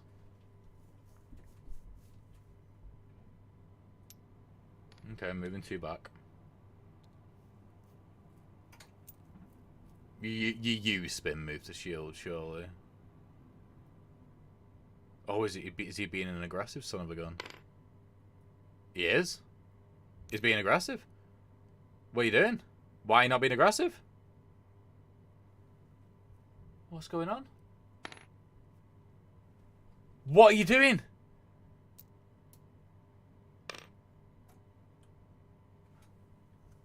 What is happening? Please do stuff. Please use ultra kicks. Oh, he's got a shield up. That's why. That's why he's doing it. I thought he was gonna go in there. I thought he was gonna go. Don't do it. What? Okay, I mean that's fine. That works. Sure thing, chicken wing.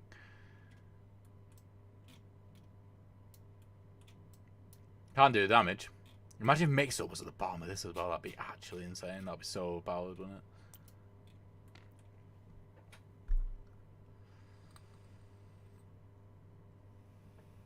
it?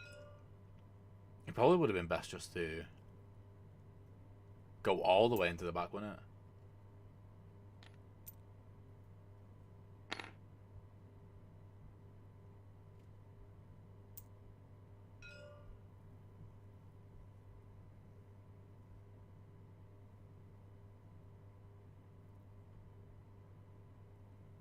They are confused, and so am I.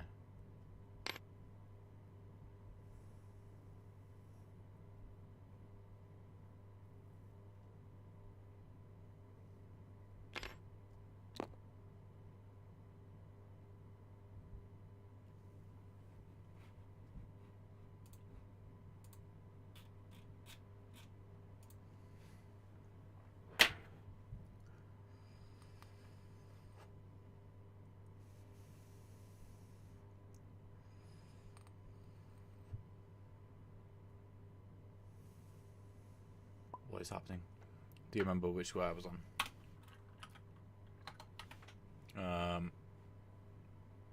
I don't think it can be. Wait, 6. You can help actually. Do you remember which way to run? I'm pretty sure to run this square.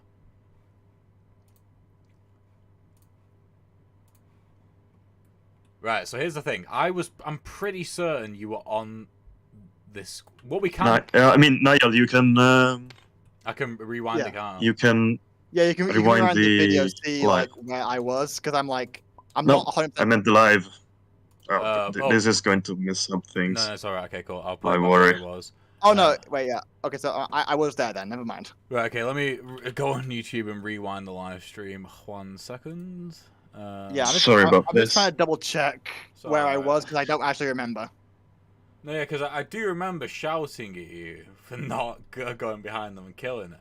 But at the same time, I also could have misremembered where the space was.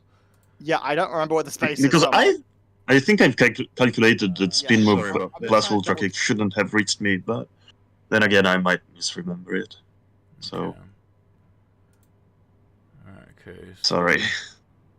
Let me just make sure that this is before you've started doing your turn.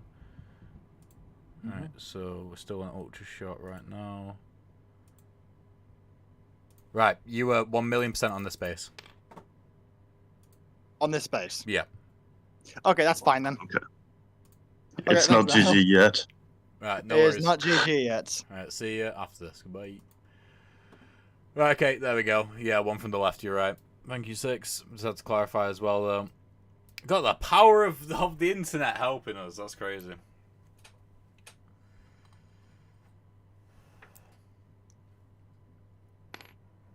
1, 2, 3, and then do damage. 1, 2, 3. Cool. Yeah, so it can't go into the bat now. Yeah. Then ejecting and switching to NEP, and then this card no longer works. And this card in the hand no longer works. Yep, discarded. So now we've just got NEP cards now. Calico has been put away. This game is lasting forever.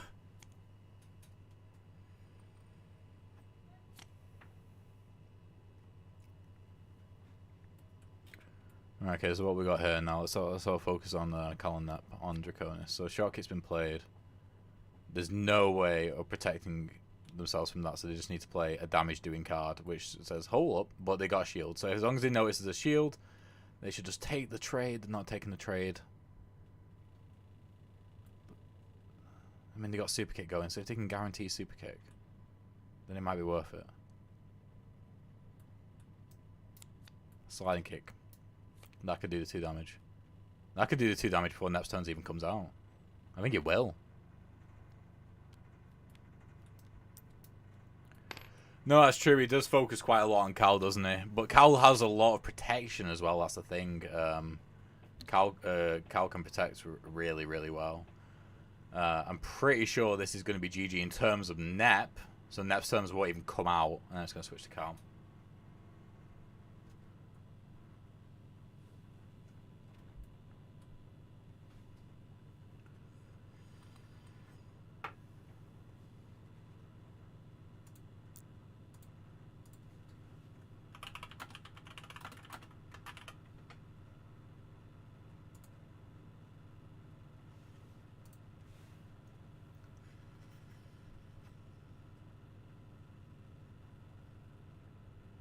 Yep, so there we go. Nep's gone. Now it's just Cal. Just Cal against the Mercury is a bit bloody spicy, isn't it? It looks like Electrode might have potentially won this now. We'll see. Move that shield off. Drawing into Ultra Shot. I mean, we got 3 damage in the hand right here, right now. Playing it immediately. Could play Zen. And that should just put a stop to that. Completely. They got 5 cards left in the deck. Search this. Did he have Ultra Kicks has been played? Yeah, we are going to see game 3. And then we might even see a reset as well. And then 3 more games. Which could be insane.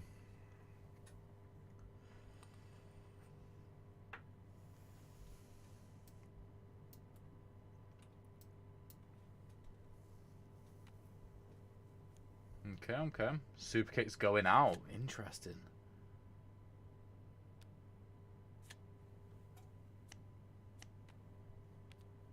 I don't think Super Kick it just isn't going to land. That's for sure. So but we got Zen, which I think is going to result in an interrupt plus a yeah, interrupt plus a shield, which will be in front.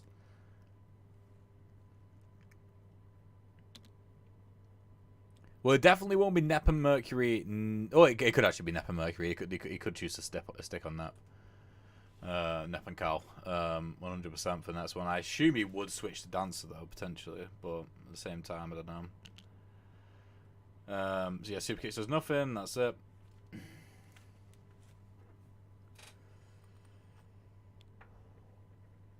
Wait, what? Oh, right, yeah, took a damage, bloody hell. So chip damage has started. That's the thing. Electro can still very much lose this right now. Calico is brutal in terms of the amount of damage she can do. It's just obviously she is very weak. She is a glass cannon fire. And the thing is as well, Electro's in the exact same camp right now as play Big Dash and then play Charge Kicks. I mean, if Electro wins, which seems likely, they will have gone for the same matchup. No, yeah, they will have gone for the same matchup, and they might go for it again. I just assume that Draconis will switch, but we said that about Electro last time. The thing is, right now, Electro's in the exact same camp as Draconis in that both of them can't burn. So they just got to deal with the cards they've got in their hands. But the problem is, Calico can cycle for a deck quicker, because she can get that KO card a lot quicker. And she has a higher concentration of damage cards. And she has 2 cards which she can regularly access, which can give her shields. So, really, it's one of those where I mean, it's going to be spicy. That's all I can say, really. Mercury just needs to do that damage, make it a one-touch game as quickly as possible.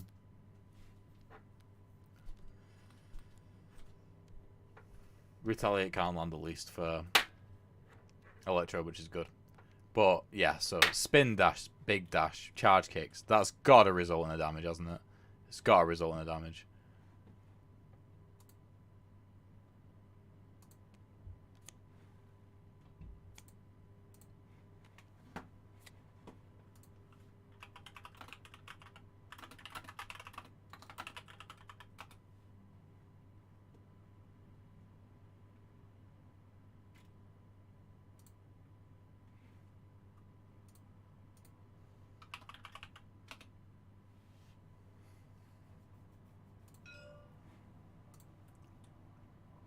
Oh shit, does it hit? Yeah, that's in range, isn't it? But that surely should result in damage, right?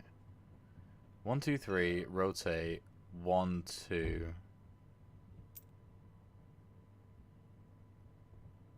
Rotate, rotate.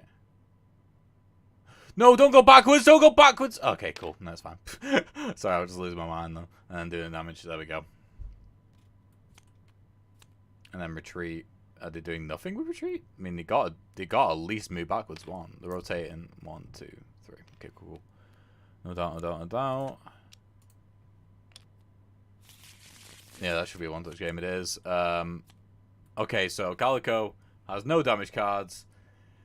Mercury has only damage cards. But they do have 2 shields, but they are both at the start, so it's literally just got to be get to them. And just don't run out. Oh, there you go. I think they're just going to end it there, though. Yeah, they are. What's the score? It is currently 1-0 to Draconis. With it looking like potentially it could be heading to a 1-0 and then for a tiebreaker. But this is still the first... no, this is not the reset yet. This is still the first best of 3.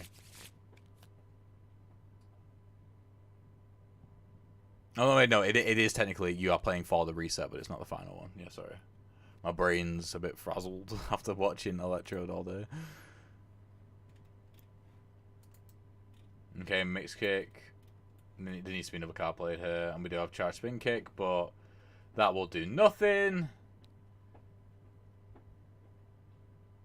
Wait, is Electro just ended it? You could play spin dash into charge spin kick, surely. Why don't you? You silly goose. I mean, just cannonball, but what's that gonna do? Lucy's made it so, I mean, yeah, I've been hoping for Electro for the past year, it feels like, playing this game. But, like I was saying before, Father Greg, they're at the exact same stage at the moment where neither of them can burn. This game has been going on forever. Like, literally. Well, not literally, but it's been going on for a long time. And they're both just not drawing cards which they need to draw. Electro doesn't have the ability to burn, so he can't control what he's getting, so he's literally just waiting for the right cards and trying not to lose at the same time. But then again, you need that control with Mercury. You need a lot of deck knowledge with Mercury, I feel like. And even if you do have that deck knowledge, if you can't burn, then, you know, What can you do?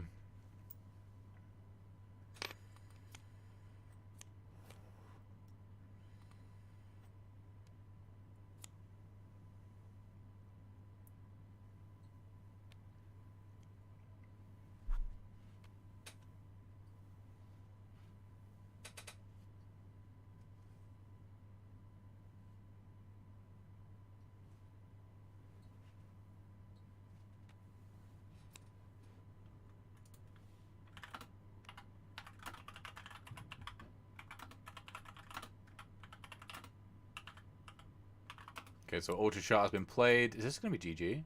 Okay, so we got Step, which will, again, block Ultra Shot. Because you can... Wait, is this GG? Yeah, you can just interrupt. You just interrupt and charge spin kick and win. That's GG. Fucking charge spin kick, winning the game. That's never happened in my entire life watching this. And shield, and then charge spin kick for the GG. Why are you deciding where you're shielding? Because you just got to hit them in the face for 1 damage. Boom. Oh my god. GG. Got greedy. That was the longest game I've ever seen. It wasn't. It was. I don't think it's the longest game I've ever seen, but oh my god, it felt like it. Because I had no burns, so I just had to sort of play whatever the fuck was in my hand. No, yeah, I was saying this to chat. You were both essentially in the exact same situation where you couldn't burn. You were just playing whatever you could. The only thing is, at that point, it got a bit scary because Draconis had the advantage. Because Draconis had quicker deck cycle, more damage cards, that sort of thing. So, like, always Electrode after all this going to lose. Anyway, cool. Yeah. Let's reload. Electrode, obviously, still on Mercury. Draconis, are you going to change? No. Going for the same matchup for the 3rd time. Okay. For the 4th time tonight. Indeed. So, yeah, Electrode, if you win this, you win the whole thing. Draconis, if you win this, the bracket resets. Good luck, have fun, and I'll see you after this game. Bye. See you after the game. Oh my god, we're going to be in for another long one. Oh, bloody hell. Well, it should at least be fun. At least. I mean, they both seem to play these fighters incredibly well. Of course. They're both obviously very high tier players. Like, these are sort of like at the pinnacle of competitive fatal knockout. No, Farah Greg, we were the exact same. Because that's the thing, he lost the first game. And Draconis was forced to stay on Cal and Nep. I'm like, okay, we're going to see Doc here. We're going to see Doc. It's going to get to 1-1. And then Draconis will probably pick Dancer to counter Doc. Draconis is the one to choose. Oh, yeah, that's true. As well. But for, yeah, he has to... for this one, I think Electro has to stay on Mercury. Electrode is climbing the leaderboard, though, with these wins. He's on 208 points. I'm pretty sure this is the highest I've been on, like, just winning against Draconis. If he keeps winning and losing, like, equally, he will climb because of the elo difference, which is crazy.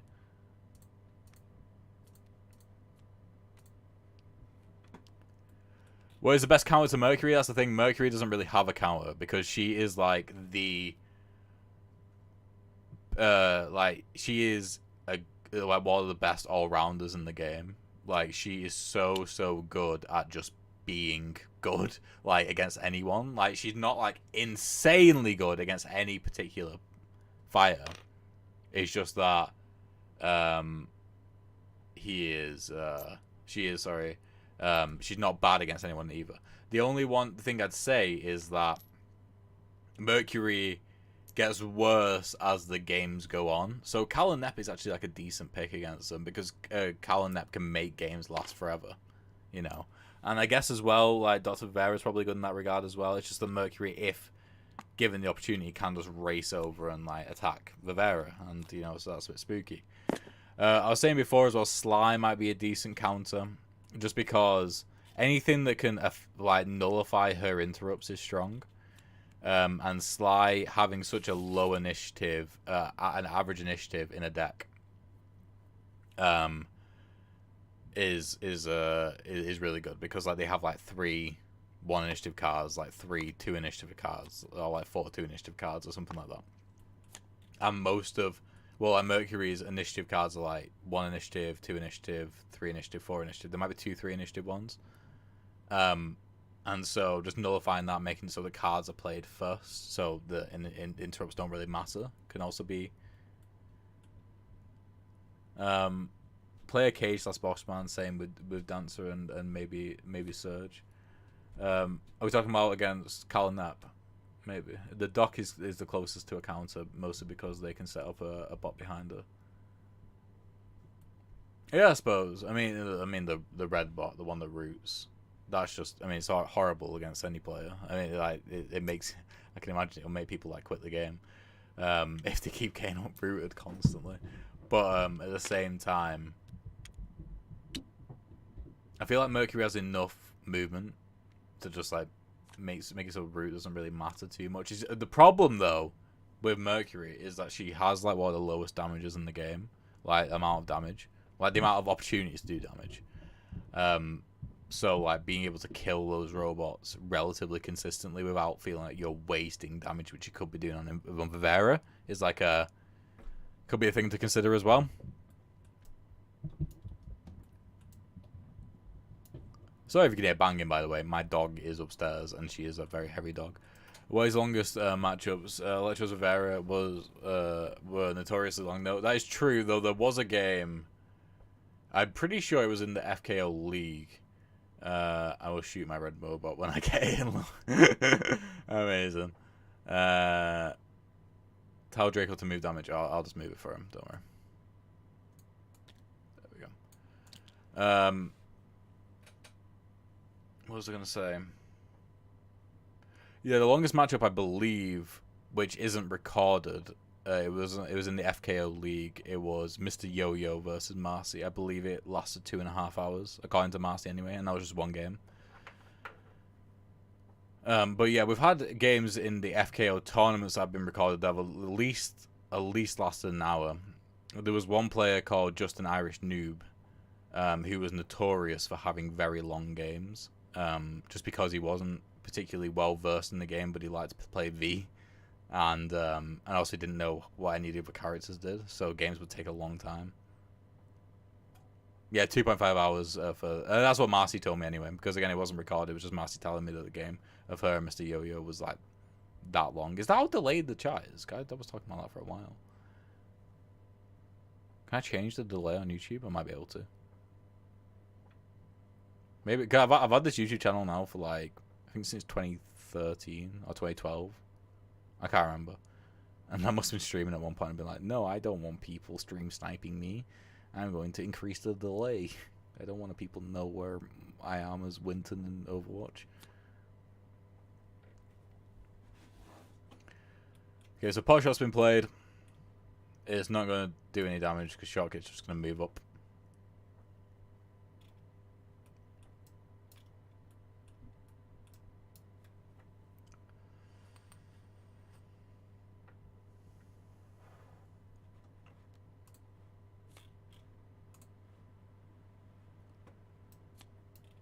Oh, cheeky Neps terms.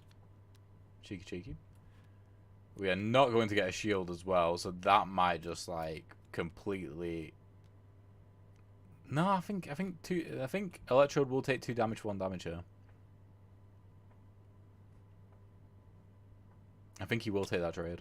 Wait, no, he can't even do that. He can't even do the damage with short kick. So probably will just run away. He's locked it. Okay, cool.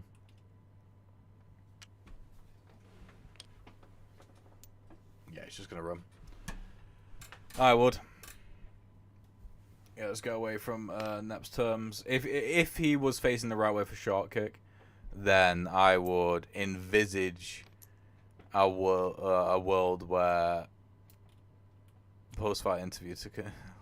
Literally, like I don't know why he's all of a sudden changed it to dancer. So it is call an episode dancer. But yeah, there is a world that I envisage that Electrode would have taken the trade if he could do 2 damage for 1 if he was facing the right way for short kick, but it was not. We do have a super dash in the pocket, which is interesting.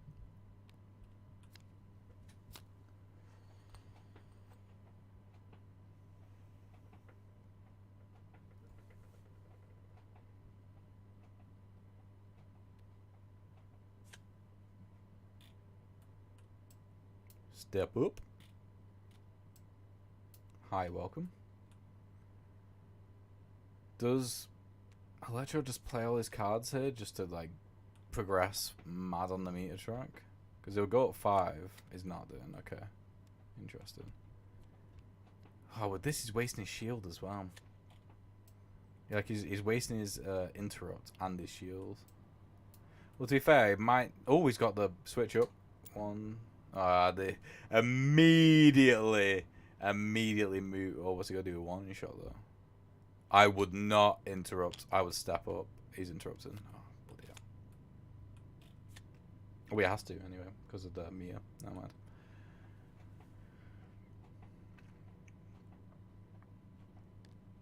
Yeah, shield in, just move up, then just move up 3 and rotate. I mean, why would you push me to the corner? That is not something I would have done because you pushed him to the corner. You're putting Cal back in the corner when you could have just moved an extra 1 and rotated and been behind them. I mean, one shot would have allowed them to rotate, but like at least now they don't have the back to the wall. Interesting.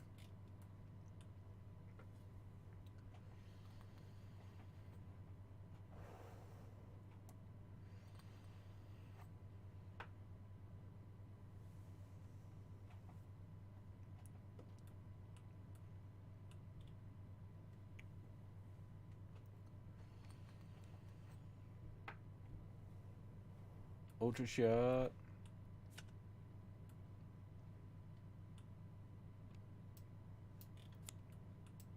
Zen for another tasty shield.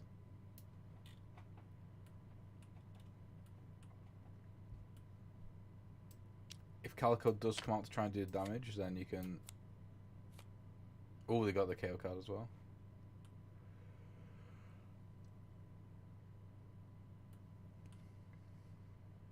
Then they can use Make Skate to try and punish. What's they got in the hand here now? They got Cannonball and Retaliate. Not really anything that they can do with that because Mercury can just stay kind of one space away from Calico. In a way in which the move backs don't really help either. Oh. Oh. Shit. Okay, just doing 2 damage. Holy fuck. Okay, was that just a misplay? Maybe. Ultra's coming out though. Get a spin move, lad. Get another shield on you.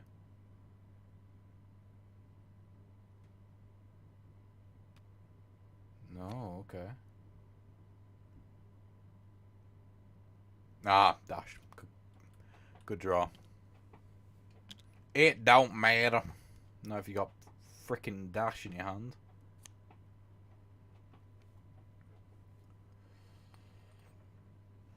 Oh, give it away. He's got High Welcome in his hand, but might not play him. Cannonball. Keeping up the aggression.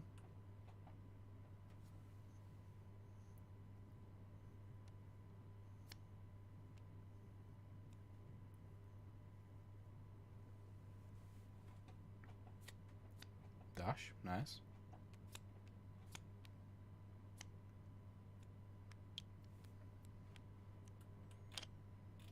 Okay. 1, 2.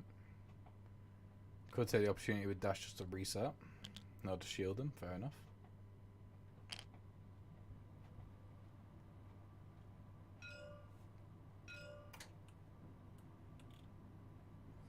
They did not gain the interrupt on the meter track, which means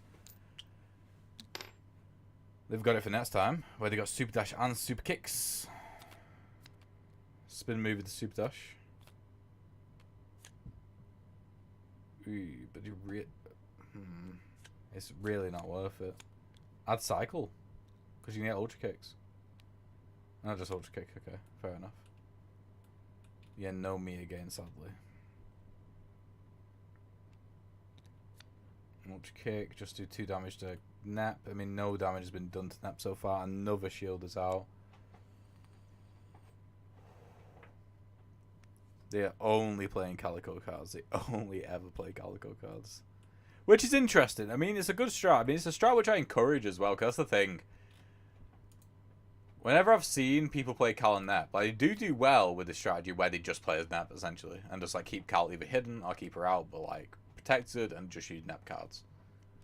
But there's something to say about this strategy where you are just playing as a zoner with a 5 health shield. That's a pretty good deal. In this instance, they might be able to do 1 damage with Super Dash. They need to go in, do 1 damage, and then back off 1. Or 2, sure, why not?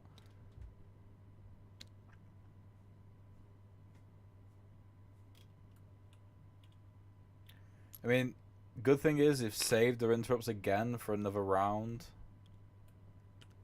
where they've got super kicks, so they can do some good damage here. They're not going to use it yet. Interesting. It would have been cool to see another Ultra Kicks. Ultra Shot is out right now. It would be good. Oh, they're going to need to burn. They should have got Spin Move. But then again, Ultra Shot is going to come out on good pace for that. Yeah, they're going to need to burn for Zen or something like that. Like, they need to do it. They might get Ultra Kicks as well, so they might as well. Because they need a shield. Because they're in a perfect position for this right now to just be able to shield in front of them.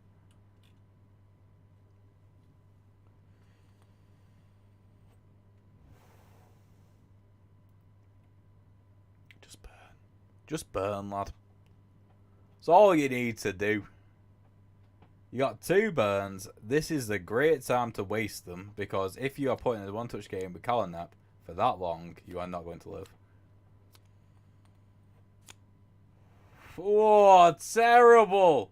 Terrible scenes. What an unlucky draw, but that does give a high chance of getting both Zen and Ultra Kicks in the same hand. He's playing Super Dash for why? I mean, to be fair, it will get Cal out. It will force Cal out. And it doesn't use interrupts again. And then if he gets Ultra Kicks, then it's game over. He's taking the bait. He's taking the bait. This could be a mighty ass good move here. What are you doing? Why? You took a terrible trade to get Cal out the fucking corner, and then you're just going over them. Why have they 4 or 5? They're not going to get. We're probably not going to get Cal out anyway. Don't draw another card. Just keep looking for. I mean, you could get Mixed Kick out and then interrupt. That could work. But really, what you want is you want Ultra Kicks now, whilst there's time, whilst there's the opportunity. You only get this opportunity once in a lifetime. Eminem and burn the other 2. Just fucking burn it and get Ultra Kicks. It's a 1 in 3.5 chance. Is that how it works? He's doing it. He's bloody doing it. Come on. Come on. Come on. Come on. Come on. Holy shit. He's going to interrupt the fuck out of Mixed Kick. Get Ultra Kicks right there. He might just have fucking won this. Warning shot though. Warning shot will do damage. But Zen will stop the damage. Oh, Mixed Kick's right at the end. Mixed Kick is right at the end. And there's pot shot as well, you need to be wary of. Right, so there's 2 interrupts here, which will bring it right forward. Go on. Yes. Yes, yes, yes. That's what you want. That's what you want to see. And then, interrupt again. Do it, lad. Interrupt. Mixed Kick again. He's done it. He's only gone and done it. And then shield. Shield behind you. All you got to do is shield behind you. And this is GG, isn't it? I believe so.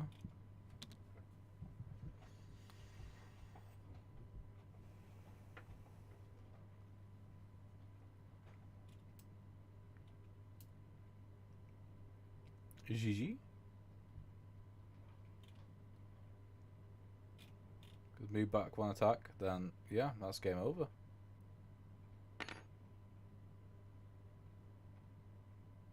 Just rotate and miss. And attack. Then attack.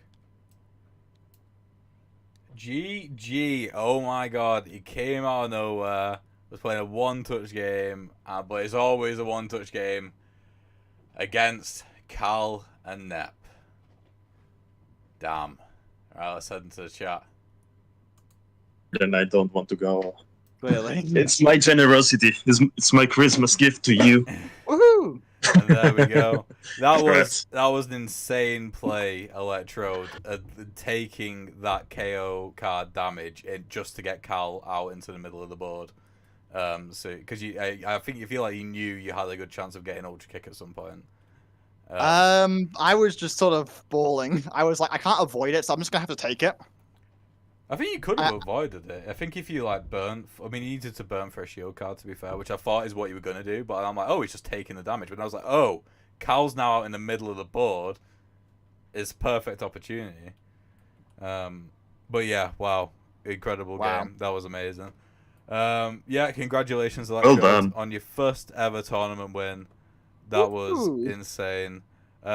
Taking the lesson from Marcy and getting to the final again, just to lose again in the final. Yes. Not Electrode, Draconis, I was told to ask one question from the stream chat. Why didn't you choose Dancer? I'm just too tired, honestly. Yeah, Dancer does need... Dancer requires way too much brain power. That is true. Dancer does For require me. a lot of brain power.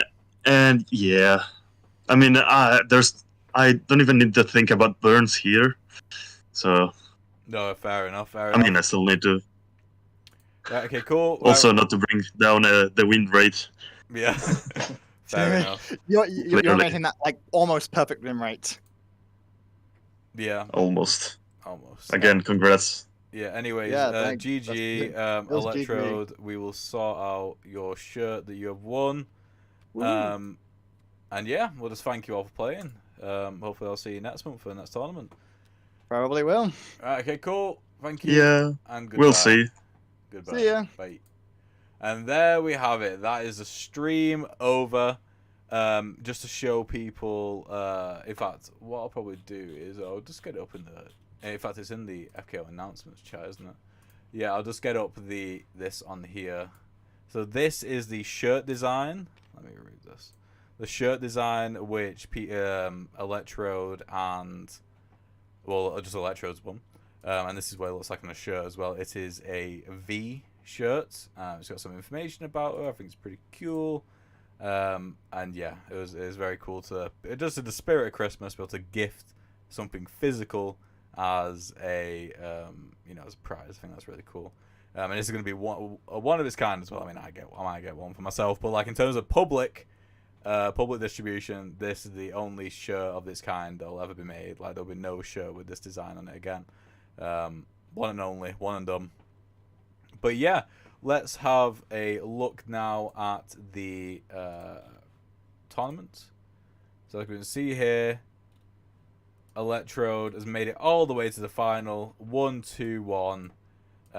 He beat Six. Then he beat Draconis. Both Six and Draconis made it really far in the losers bracket, by the way, as well. They both went into losers bracket and then won their next game. So it's not like Electrode just played like these random people. Six is really good. Draconis is insanely good. Electrode beat Fabrain, who beat Father of Greg 5-0, which was insane as well. I thought Fabrain might have made it to his second finals. And Electrode won 2-1. The Six, honestly, there's no reason to feel sad. You did incredibly well. You had to face Draconis in the losers bracket, which no one ever plans to do. I'm pretty sure this is the first time it's ever been in the losers bracket. I don't remember a time when he's actually ever been in the losers bracket before. So yeah, like definitely don't feel sad. You did incredibly well. And again, facing Electrode, who for some reason today was just on fire. Usually he's out round 2, round 3. He's only ever got 1 bronze before. So to get to the final, that was incredible of Electrode, but you did really well. To beat Father of Greg as well, 5-0.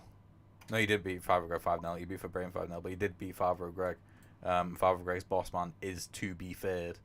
So yeah. Anyway, and let's have a look at the player rankings now. Electrode has shot up to 3rd place. Electrode has been consistently sitting around, you know, the 6th, 5th, 7th place. And take care. Thank you for watching. 6. Great to see you. And with this tournament, this incredible run, he has shot up to 3rd. Incredible scenes. Anyway, that's going to be it for now. Thank you guys for watching. Hopefully you enjoyed the stream. If you want to compete in the next tournament, then the link below to the Discord is always there.